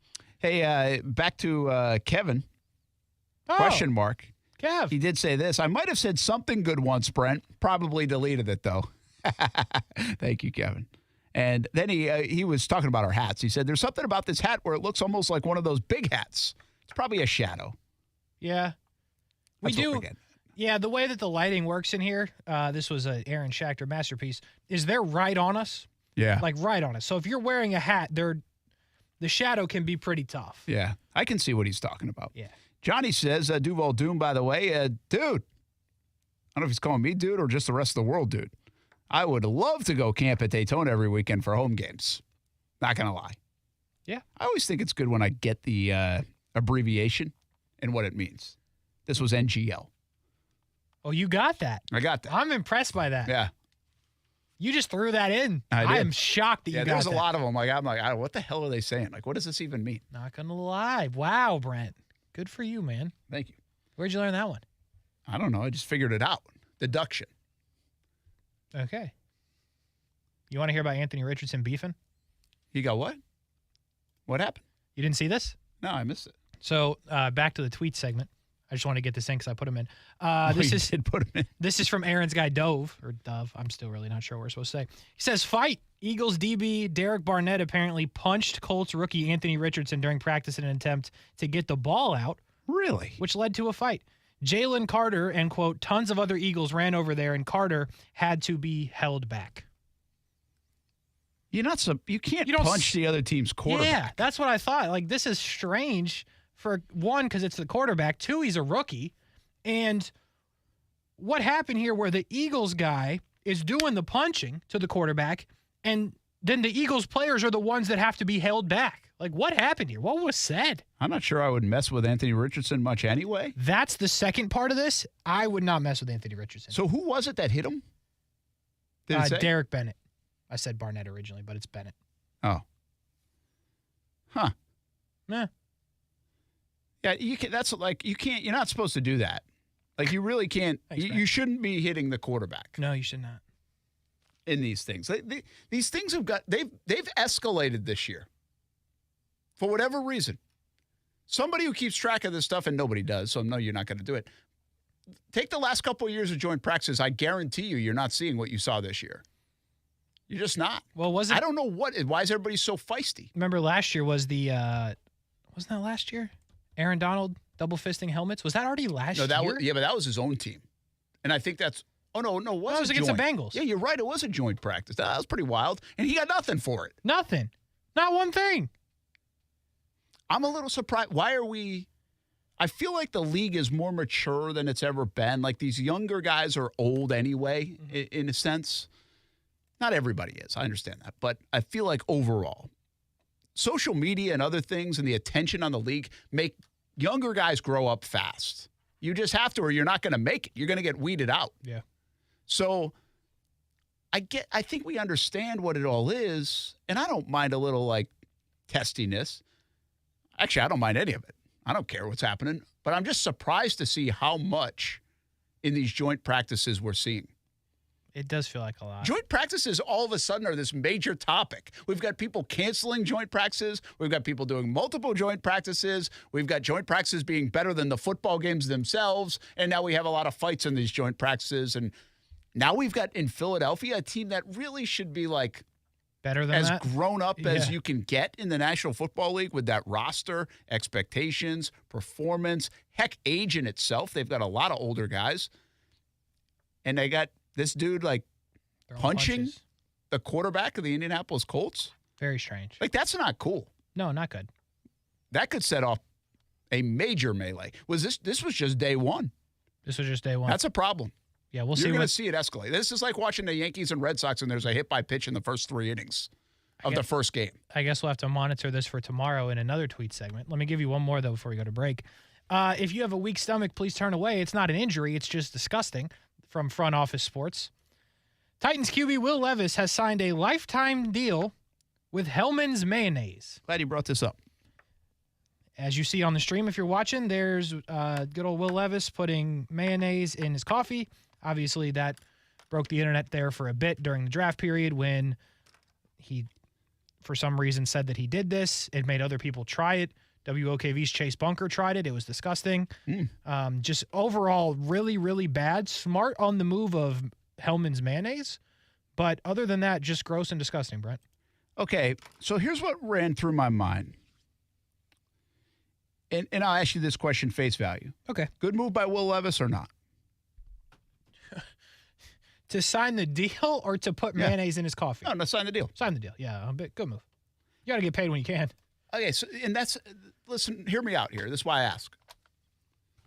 This was a conversation around draft time that got so much attention that he had to get away from it. Yeah. Right? Almost like he was being distracted by that conversation, or he was like, I'm done with this conversation. I don't want to answer this stuff anymore. Right. You know, this was just a thing, fun. Like he was answering this in his post-draft like news conference, I believe. So months later, is this taking advantage of your 15 minutes of fame, or in a quarterback position in a potential future quarterback CEO of that organization, are you kind of adding to it with this endorsement partnership? You know what I mean? I mean, he's adding to it, but, you know, you gotta get the bag when you can. I get it. He might never play. And that's why I bring it up. Like, I'm all for people. This might be his opportunity. He might not be very good. Right. And so this might be your chance to get it. But I also believe at that position, when you do certain things, it is reflected in not the greatest of ways by some in the organization. I think there was a little bit of this, and this has not been written or said much, I don't think, but I think there was a little bit of this about Minshew in Jacksonville. I think you've got old school Tom Coughlin, old school Doug Marrone, old school coaching staff, and Minshew on every TV screen as like the backup quarterback for a bit and then the getting his chance kind of guy. I don't blame him. He was cashing in, and it was his moment. Yeah. It's a 6th-round pick, by the way. That guy's not making a lot of money. Like, I can't blame him for trying to get more. But I'm just saying, I've always wondered if it was viewed in the organization as a negative thing. Because, quite frankly, the quarterback gets so much attention in an organization, on a football team in general, that they try to deflect. Mm-hmm. It's also why they try to take blame for everything. And that's the way it is. Whether you like it or not, that's the way it's viewed. That's the old school, and I would say even the new school way of looking at the quarterback position. I always have wondered if that kind of set up, is that the unspoken rift a little bit between Marrone and Minshew that year? Maybe. More than the hand injury? Yeah. Well, I don't think any of us believe it was the hand injury. And also, for a guy like Levis, is he setting the table for an old school coach like Mike Vrabel? Yeah. And many old school players probably in that locker room to be like, dude, we don't care about your mayonnaise. He's like, you ain't got to, bro. I know. I gotta listen. You gotta look out for number one. Austin would always say this on the show, and I love when he said it. He'd say, hey, it's not what the money is, it's what the money says. Mm-hmm. And so I would say that in this instance, it's not about what he's doing or how he did it, whatever. It's what it says and how it's perceived to everybody else. Now, I don't know this, by the way. I'm not telling you that's the answer to doing it, but I do think it's an interesting balance to judge as a quarterback. No other position you have to worry about this, but as a quarterback, you do. And a third-string quarterback at that right now. That hasn't earned a damn thing in the league. Listen, right? Also, what the money says is that Will Levis is a gross human. Yeah, let's go back to face value on this thing. Yeah, I do also want to let you know this is the bow on the show. There's no other good way to do that. Oh. So. Good. This is it. This is it. I like it. We've gone so long on Will Levis and mayonnaise that we're going to bow on the show. Yeah. So we got 2 minutes left if you want to. We do have Jacksonville Jumbo Shrimp baseball coming up. That is why we are pretty hard on getting out on time, which is not our strong suit. But you just play the dang music when it's time to play the dang music, and I'll get us out. Sounds good. But yeah, Will Levis mayonnaise. Pretty gross. The other tweet, I already put the keyboard away. If you want it, it is Jackson Smith and Jigba. We talked about it a little bit earlier, very, very briefly. Broken wrist. It's broken. Yeah. Having surgery, but they believe he's going to be able to play in week 1 or 2. I don't know how. I don't know why, but that's what they believe. I'm betting against him playing in week 1. I would too. But once maybe again, it's a very, you got some small bones there, so maybe it's a small break, but you know what? Throw that football hard, and that wrist has got some action in that catching. It's just another player, though, Brent, that is hurt in the preseason. Yeah. And it feels like that list just keeps stacking up. Yeah, and it does. But he's a headline name. He's a headline name, but they can weather it for a few weeks because they're loaded on the offense anyway, and then they'll just add him to the mix. True. Listen, guys get injured every year, man. I'm just saying. You said something interesting yesterday. I usually do. Not really all the time, but this one was to me. Thank you, Brent. The running back position, knock on wood, has stayed pretty healthy. Yeah. It's been like, I don't even know if there's a position that's been getting beat up, right? I mean, the headline guys that, I mean, you want to stay healthy. I mean, everybody wants their running back to stay healthy, but it feels like the one we heard about was recently with the Dolphins, Achane, however you say his name, Devin Achane from Texas A&M. He left, but it sounds like it's not as bad as it looked. But other than that, it feels like a lot of the running backs have stayed healthy. Has anybody lost their guy they think's going to be their quarterback? I don't believe so. Because had some backups go down. Yeah, but this weekend especially. But no, I think everybody's ready to go. Who's the biggest receiver outside of this one? I mean, McLaurin got hurt last night. Oh yeah, he did. They don't think that's serious. No, but I mean, Jalen Ramsey might be one of the biggest injuries we have. Yeah, Jalen's a big one. I mean, again, I think people talk about these injuries. It's like, guys, it's football. It's August. It's going to happen. Like, we can't be so naive that we don't think football's going to happen. I mean, injuries are going to happen. It's going to happen. It is going to happen. Just hope it doesn't happen this Saturday in Jackson. That's the spirit. We'll do it again tomorrow, 3 o'clock. Jacksonville Jumbo Shrimp coming up next on ESPN 690. Don't forget to subscribe to our YouTube channel, Action Sports Jacks, and watch us on TV, CBS 47 and Fox 30. Have a good night, everybody.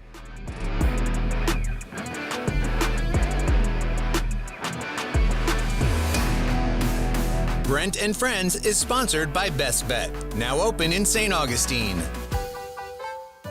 More than qualified to handle your roof. Call J&M and we'll show you the proof. Check with our customers and they all say only one way to go, the J&M way. Hurricane season is now through late October. If your home sustains damage, don't wait. Call us, J&M Roofing, storm restoration specialists. J&M Roofing, under the umbrella. Call 904-337-0509. License number CCC 1331951. We all know how it goes. The knee pain just keeps getting worse. The back pain, the shoulder pain, the hip pain. Well, don't let them tell you steroids and surgery are your only option to fix the pain. Take my advice now and call QC Kinetics and get a free consultation for more information. 904-274-5522. Hey, everybody, it's Brent Martineau. QC Kinetics can make that pain go away with all-natural, advanced regenerative medicine. They're helping people here in Jacksonville every day with these amazing natural treatments that restore and repair damaged joint tissue. It's like turning back the clock. Regenerative medicine uses concentrated healing agents from your own body to stimulate that damaged tissue in your joint.